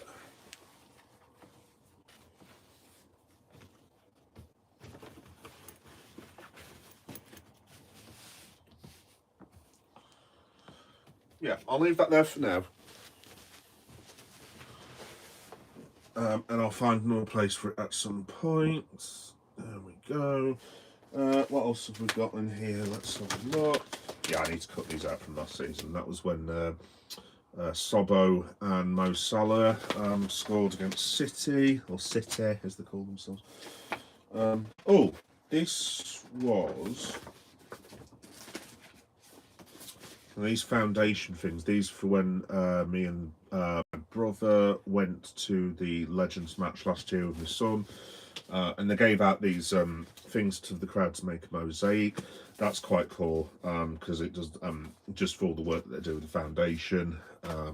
So I should put that in a good place, really. Oh, that's one of my favourites. That's Liverpool versus Barcelona, the Night of Miracles. Yeah, all these need to go in scrapbooks, basically. What else have we got? Oh, Ben Woodburn. Those of you who remember him. Yeah, I've got so many of these old school things. That's a really important one for me. The Truth. Obviously, yeah, obviously what happened with Hillsborough. So yeah, justice at last for the 96 victims of Hillsborough. Jury rules that they were unlawfully killed at station. Police who had blamed the fans now in the dock. That has not worked out very well, but at least there was actually something not good that came out of it, because it's still not acceptable what happened to the 97. But will anyone ever be held accountable? Who knows? Let's have a look. What else have we got in here? Oh, no way. This is one of my favourite ones. This is when we beat Man United 4-1 at Old Trafford. Season that we were going for the league, which we did not win, sadly. 1995, 2005, Miracle of Istanbul. Some of these things are really, really old now. This is insane. Wow. Oh, wow. This is really, really old. Right. That is when we beat Man United. What would that be? 2003 in the League Cup. So it's kind of in an order. I think probably. I don't know if anyone can remember this, but does anyone remember these from back in the day? They were selling all these Newcastle United scrapbooks. And there were like loads and loads of them that came out in the 90s. My dad ended up buying about 20 of them. And I was just like, but Dad, they're not Liverpool. And he was just like, oh, you can write over it and write Liverpool and put a picture on it. That was a really bad Ghanaian accent. And yeah, that's what I used to do. Those are my old school scrapbooks. So that's Steve McManaman after Liverpool beat Bolton 2-1 in the League Cup. So that was 95. That was one of my first ever trophies. Well, not mine, obviously. It was a great final, that as well. God. Look at some of them players. Yeah, that was cool actually. So yeah, you've got Mickey Thomas, Stiggy Bjornaby, John Barnes, Razor, John Scales, Robbie, Rushy, Mark Walters, very underrated player in my opinion. Jamie Redknapp, David James.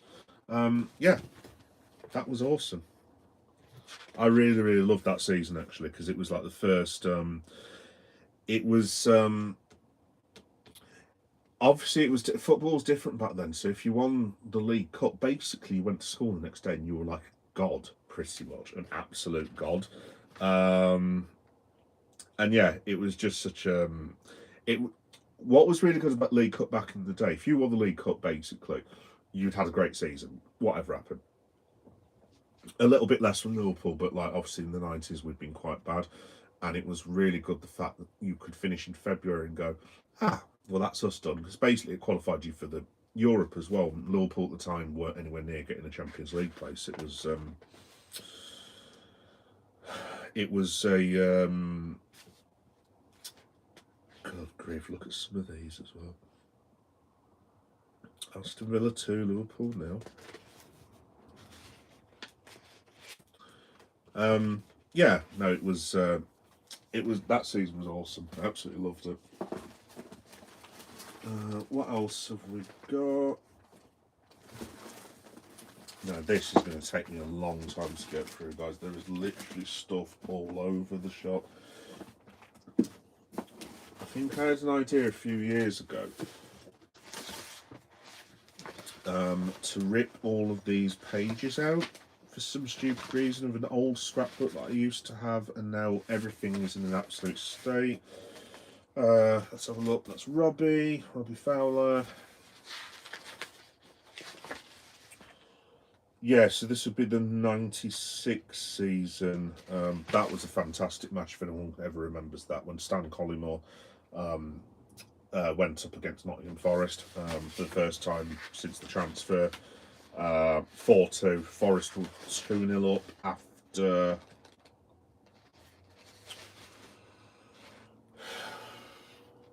2-0 up after 10 minutes or something like that, and they were absolutely outplaying us. Yeah, great memories, absolutely great memories. Oh my goodness, that is Jamie Carragher against Aston Villa, and that was Carragher's debut, and that's when he also scored as well. Fowler double, destroys Arsenal. Oh, that was a great win, that was. Michael Thomas scoring the second goal against Tottenham. That was really cool back in the day.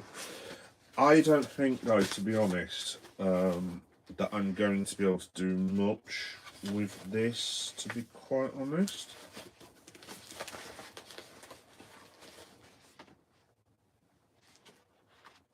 I'll show you this one to end with, actually. Nigel Clough scoring in the 3-3 against Man United. What a game that was back in the day. Down to 10%, folks, so I'll just show you a couple of more things if there's anything interesting.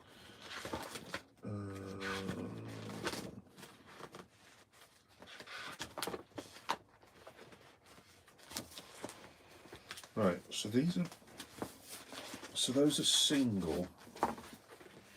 Right, so this was my kid's scrapbook back in the day.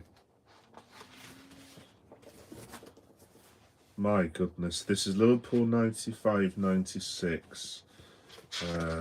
What have we got?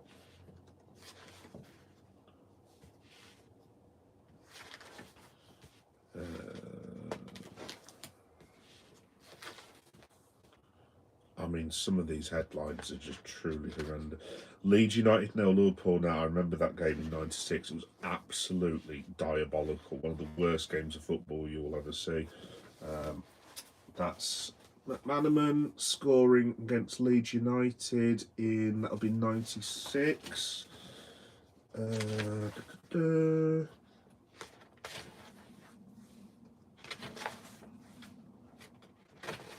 Let's have a look. Oh, this was a great match. That's when we beat Aston Villa 3-0 in the FA Cup semi-final. I want to say it's 1996. Unfortunately, we did then go on to lose against a certain unidentified assailant, Manchester United, which was horrendous. And I went upstairs and cried on my 16th birthday. So thank you very much, Man United, for that one. Let's have a look before my battery runs out. Oh, this was God, yeah, this was crikey. This is Patrick Berger. Now, I don't know if any of you remember who will end up watching this, but Paddy Berger, basically, he came in and it was like I can't remember the exact figures, but I think in his first 6 matches he ended up scoring 7 or 8 goals or something like that. It was like one of the classic introductions to Liverpool by anyone ever. Yeah, I mean, he was scoring every single week. It was absolutely insane. Yeah, that's one of the old school pictures. Honestly, Paddy Berger was absolutely fantastic for the Reds. Dropped off a little bit, but I still think he personally had a very good career. What else have we got? Oh, Man United 1, Liverpool 0. Yeah, great. That was one of the days. That was the day that after my brother was actually born, which I always tease him about. Because I was just like, yeah, I wasn't really that arsed because we lost to Man United, which is a bit cruel actually. But there you go. What else have we got? Oh, what a game that was! That was a hell of a game. Again, older viewers might not, well, older viewers possibly remember this, but that's a match that we had against Sion, who were the Swiss champions at the time. I want to say it was in October 96 or something along those lines, I think. Yeah. It was, I can't remember exactly what happened. I think we won 2-1 at their place, then they went 2-0 up over here. Then we got it back to 2-2. Then they scored again, and then we ended up blitzing them 3 goals in the last 10 minutes. It was, if you can ever find it, I would recommend watching it. It was an absolutely bizarre game of football. £20,000 fine for Collymore as Evan sees Reds. Yeah, there we go. Hey, DT, how you going, mate? You all right? How are you? You're okay. I'm kind of stealing your gimmick, DT, at the minute. It's an idea I nicked off you. Please don't sue me. No, basically, I've just got like I've got a few days off, so I'm just doing general chatting, and I'm also I'm also doing a task at the same time, which yeah, I don't know why this didn't occur to me to do before. Basically, I'm trying to sort out this room. I'll show you my room actually. So it's kind of organised now, but I'm trying to turn this into a whole like geeky office basically. So that area over there that I'm currently working on is actually going to be an office. Obviously, I can't say too much at the minute because I don't want people from a certain organisation knowing about it, but I'm thinking of turning basically that area just over there into like a faux office basically, but with all my Liverpool stuff as well, because I am thinking of how do I put this, just in case anyone's watching, I'm thinking of going it alone in terms of a selling platform that is quite popular in the very near future, because I have had enough of my current circumstances. You're a clever lad, DT. I'm sure you can get what I'm hinting at. There we go.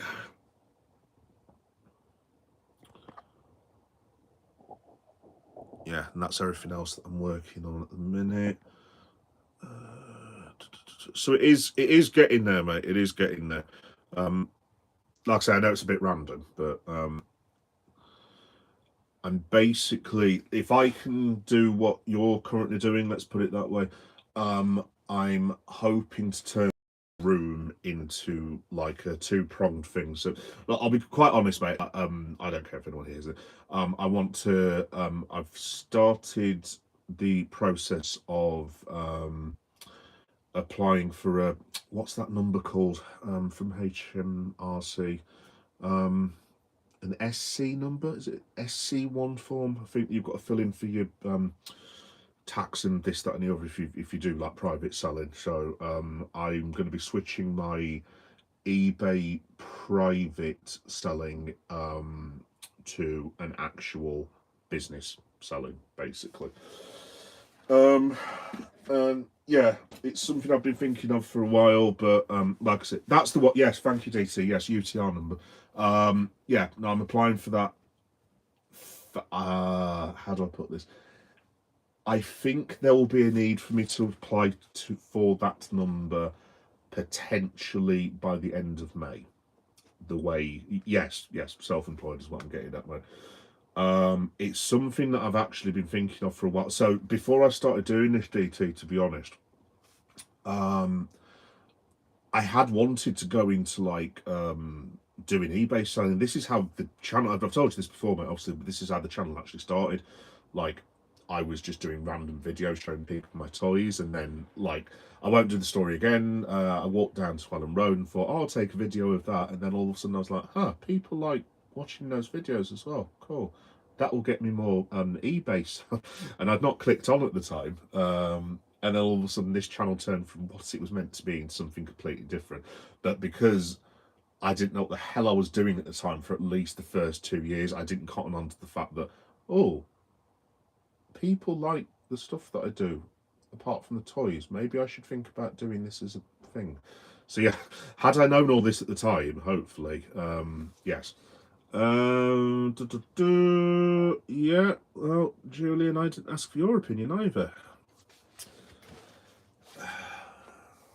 Or for want of a better phrase, sod off. Anyway, Abdul Rahim, how you doing, Abdul? You all right, mate? What's going on with Liverpool? Well, what's going on with Liverpool? Like a bit, you've missed the whole thing, Abdul. But basically, we are pretty rubbish. Is what is going on with Liverpool. Yeah, no, I'm expecting nothing. Sorry, guys, I'm trying to work out if I can plug this in because my battery is about to go in the next couple of minutes, so that's what I'm doing. Like I said, Abdul, I have no idea, mate. I have absolutely no idea. All I'll say is that at the weekend, was completely unacceptable for me. Right, I'm just going to see if I can plug this in. Come on. I don't think I'm going to be able to plug this in, am I? Oh, no, I've got it. Yeah, if you're wondering what I'm doing, folks, basically, I've got one of those daft phones that, you know, those batteries that are like a circle thing, that you've got to put the actual battery pack on as opposed to going through like the, what do you call it? As opposed to going through the hole at the bottom of your phone, where I can't think of the name at the minute. Yes, I've got to use one of those, so I'm actually holding a battery charger at the moment to the phone. So very, very classy from me. Yeah, no, to be honest, I have no idea, mate. I think it could be a huge embarrassment tomorrow night. I think I wouldn't be surprised if it's 5 or 6-0. Quite honest, mate. Charger port, that's the one. Thank you, DT. Yeah, no, because of all my like mental health issues that I've had the last couple of years, I've had this really, really unfortunate, wonderful blessing, shall we say, of forgetting basic names, basic phrases. I had to ask my missus the other day, DT. I'm sure you'll like this. You'll know where I'm coming from. But basically, what I went through, like I lost half of the English language for some stupid reason. God alone knows why. Anyway, the other day I said to my missus, "Oh, love, can you find me my..." And obviously my missus has got used to me now. She's like, "What does it look like?" Right, you know when you wear a shirt, yeah. You know when it's cold and you have to wear that thing over a shirt to stop you being cold. And she said, a coat, Leon. And I was like, that's the one. Yeah, I'd forgotten the name for a coat, mate. Literally, this is how bad this gets. You know what I mean? So, yeah. Yeah, mental health, it is what it is, mate. It is what it is. I hope everything works out well, buddy. So do I, DT. So do I. Like I said, I'm sure you can appreciate I can't say too much, but I'm sure you can get what I'm hinting at. Look, obviously, what happened to me last year wasn't exclusively my own fault, is the very politest thing I can say. There were outside influences who should have been more compassionate given the responsibilities they have as employers. And I wouldn't say it's been as bad, but it's getting to a stage where the promises I was given about coming back have not totally been fulfilled. And I, as you can imagine, I'm not hugely impressed about that because, like I said, I now know how difficult it is to come back from that sort of thing and go back to work. I never fully appreciated, dude, how hard that was for people to go back to work. Because, like I said, I was a typical English lad, mate. You know what I mean? You're obviously, we're roughly the same age, but you remember from the 90s, like, oh, you get on with a day's bloody work, lad. Don't be silly. There's no such thing as mental health, blah, blah, blah. And I was one of those, mate. I was a complete bloody idiot, basically.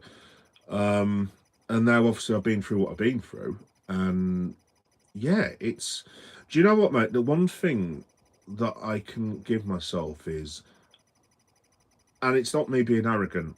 I'm bloody proud that I came back from last year. Bloody proud. And it was a huge amount of bloody difficult hard work. So shout out to anyone who's going through that shit. Like I said, I didn't know how difficult just the effort of going back to work, as in getting on a bus and being surrounded by other human beings and this, that and the other.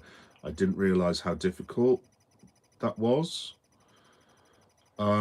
But I know it now, and literally, like I said, the last 6 months I have poured every single thing that I can do into getting myself better and satisfying the demands of various people who, again, should know better, and it's not being taken seriously, it's not being appreciated. Like you've told me before, DT, as well, I'm not prepared. I'm not prepared to lose my life over it, dude. You know what I mean? I know myself. I will never go back to that situation.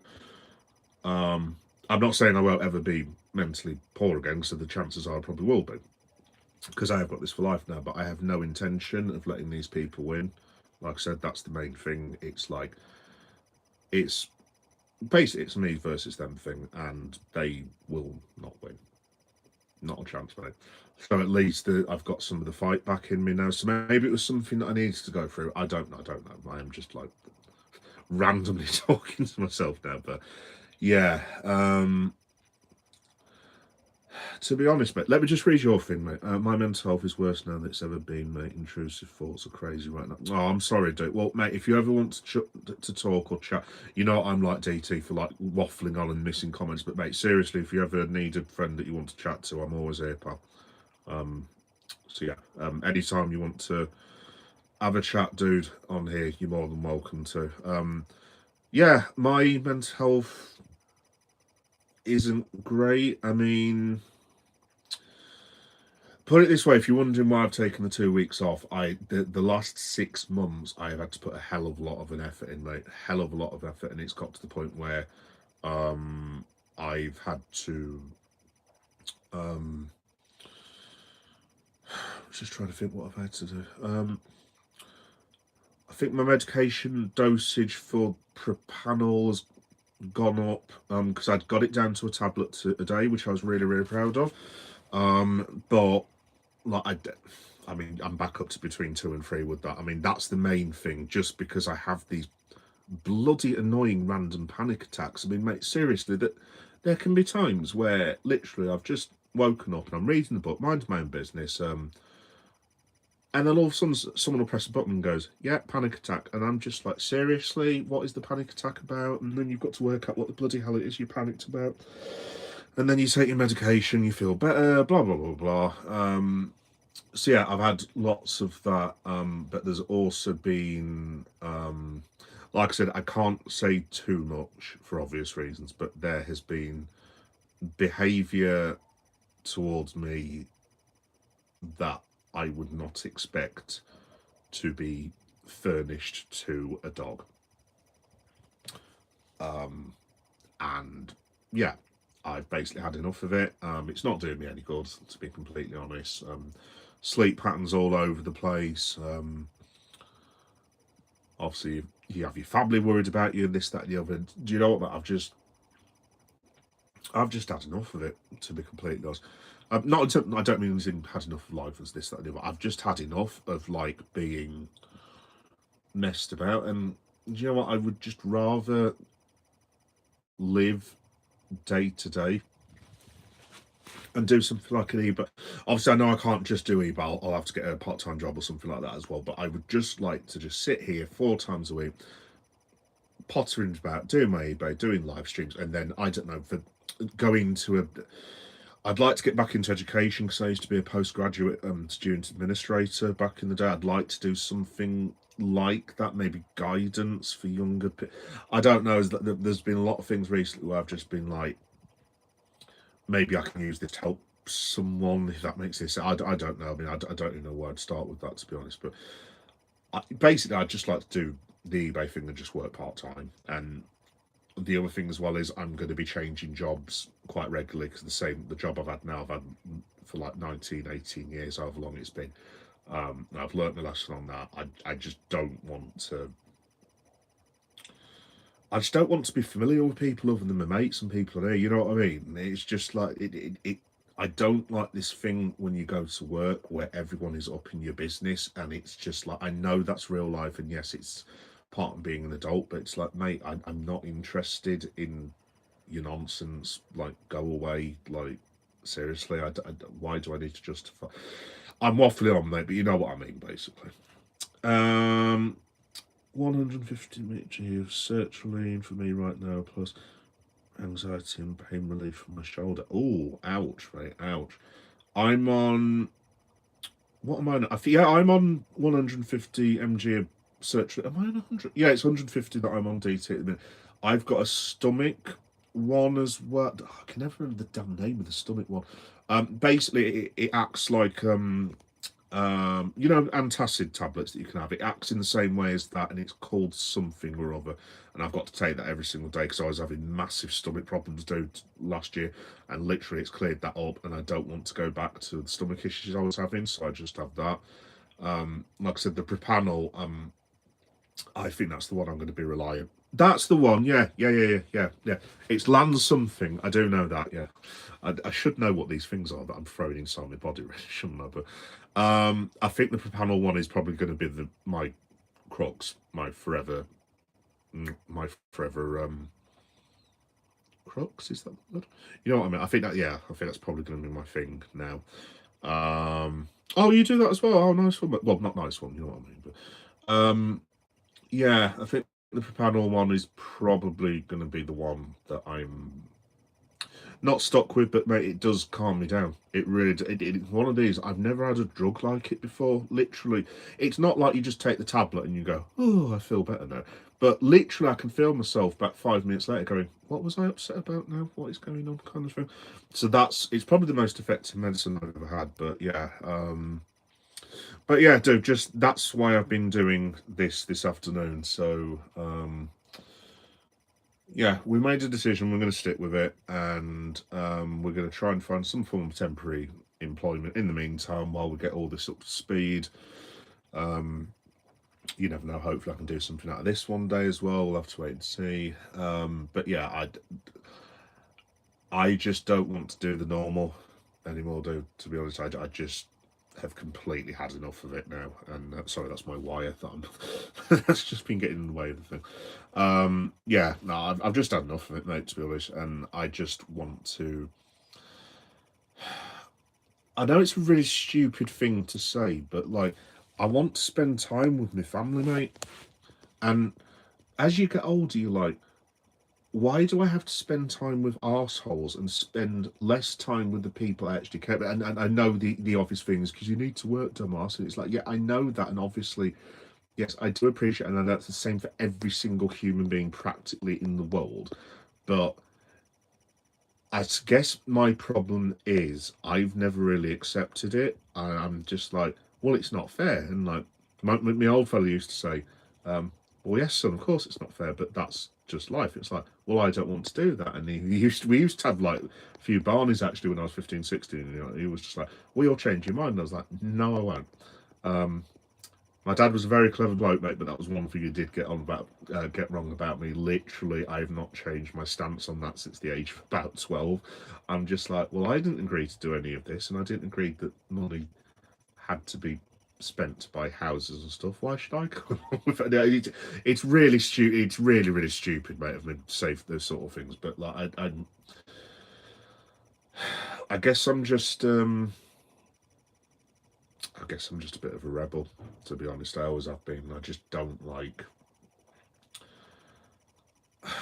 I just don't like having to do stuff that other people tell you what to do. I suppose it's the only way I can break it down, which is completely stupid, obviously, because we all have to do it. Obviously, it goes without saying, but yeah, no. So just to wrap up, folks, as I've been speaking to DT, I guess that's what's going to be happening with me. Basically, I've made a decision, and the place that I'm at the moment is not long for this world.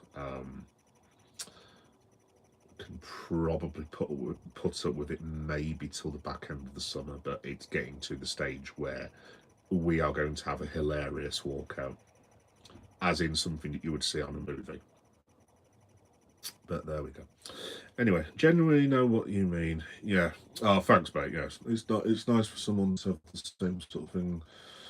Well, it's not nice, mate. You know what I mean. But it's nice to know you're not on your own. Basically, that was what happened when I had my mental health and well-being thing at Leeds Wellbeing Service. Again, obviously, I won't talk about it out of courtesy to other people who are on the course. But just the amount of people when there were certain subjects coming up, and they would say something that would resonate with you, and you were just like, "Oh, I've got that." And mate, honestly, I won't lie and stuff. Maybe this might help someone. That there was one time someone perfectly described a situation that had happened with me, and I know it sounds really weird. I just broke down into tears. And obviously, it was on a computer, so no one can see you and this, that, and it was a bloody good job actually, because I'm literally like sobbing away and this, that, and the other. Go, how does this help me? But then after a while, like, it's kind of like when an iceberg breaks. You know what I mean? There's a bit of your brain that just breaks off, and you're just like, yeah, I know why that happens now. And it's really, really difficult to explain, but like it would basically, long story short, it was just like something happens in your brain where you're like, oh, that I that's the way that I am, whatever you say I am. If I wasn't, then why would I say no? Yes, prizes for anyone who guesses what that song is. No, but mate, honestly, it really, really helped me. I not had my treatments and stuff when I got them, I'm not going to say I wouldn't be here, because I've got a very loving family and a missus and a son that I adore, and I wouldn't take the action that some people might have to. And again, that's not me being awful. I wouldn't ever judge someone if they did that, ever, now having been in that position. But one thing I can say is, if I'd not got the help when I did, I don't think I'd be in a very good place right now. I mean, I'm not exactly in a great place now as it is, but at least I'm up for the fight. You know what I mean? So, oh, anyway, that was a bit of mental health, folks. Hopefully that helps everyone. But yeah, no, DT, pleasure speaking to you, mate, as always. Like I said, dude, genuinely, if you ever want to chat, just reach out, give us a shout. And yeah, you look after yourself, fella. Right, folks, I have been on for, yeah, you too, pal, you too. I have been on for, how long have I been on for? Nearly 2 hours. Blimey, it's 4:15. Why is it 4:15 for? It was like 1 o'clock a minute ago. Right, guys, I'm going to head off, but I am actually going to be back on later. So probably, I'm not sure in the next 3 or 4 hours, maybe 5 hours, something like that, because I'm going to go and watch Monday Night Raw now. So I might see you guys a bit later for another one of these. Shout out DT, top bloke, mate, top bloke. You keep on hanging in there, mate. and everyone else I spoke to today. And I will see you probably in the next 3 to 4 hours. I should probably go and get some food actually as well, because I'm not eating today. The joys of being left unsupervised by the missus. If the wife is watching, by the way, that's not true. I have eaten a full breakfast and been very healthy, and I was up at 8 o'clock this morning watering the flowers. Yeah. Anyway, folks, right, cool, nice one. I'm going to get my battery sorted, and I'll be back on a little bit later to talk about Monday Night Raw and everything else, and I'll speak to you all soon. Take care of yourselves. Bye-bye.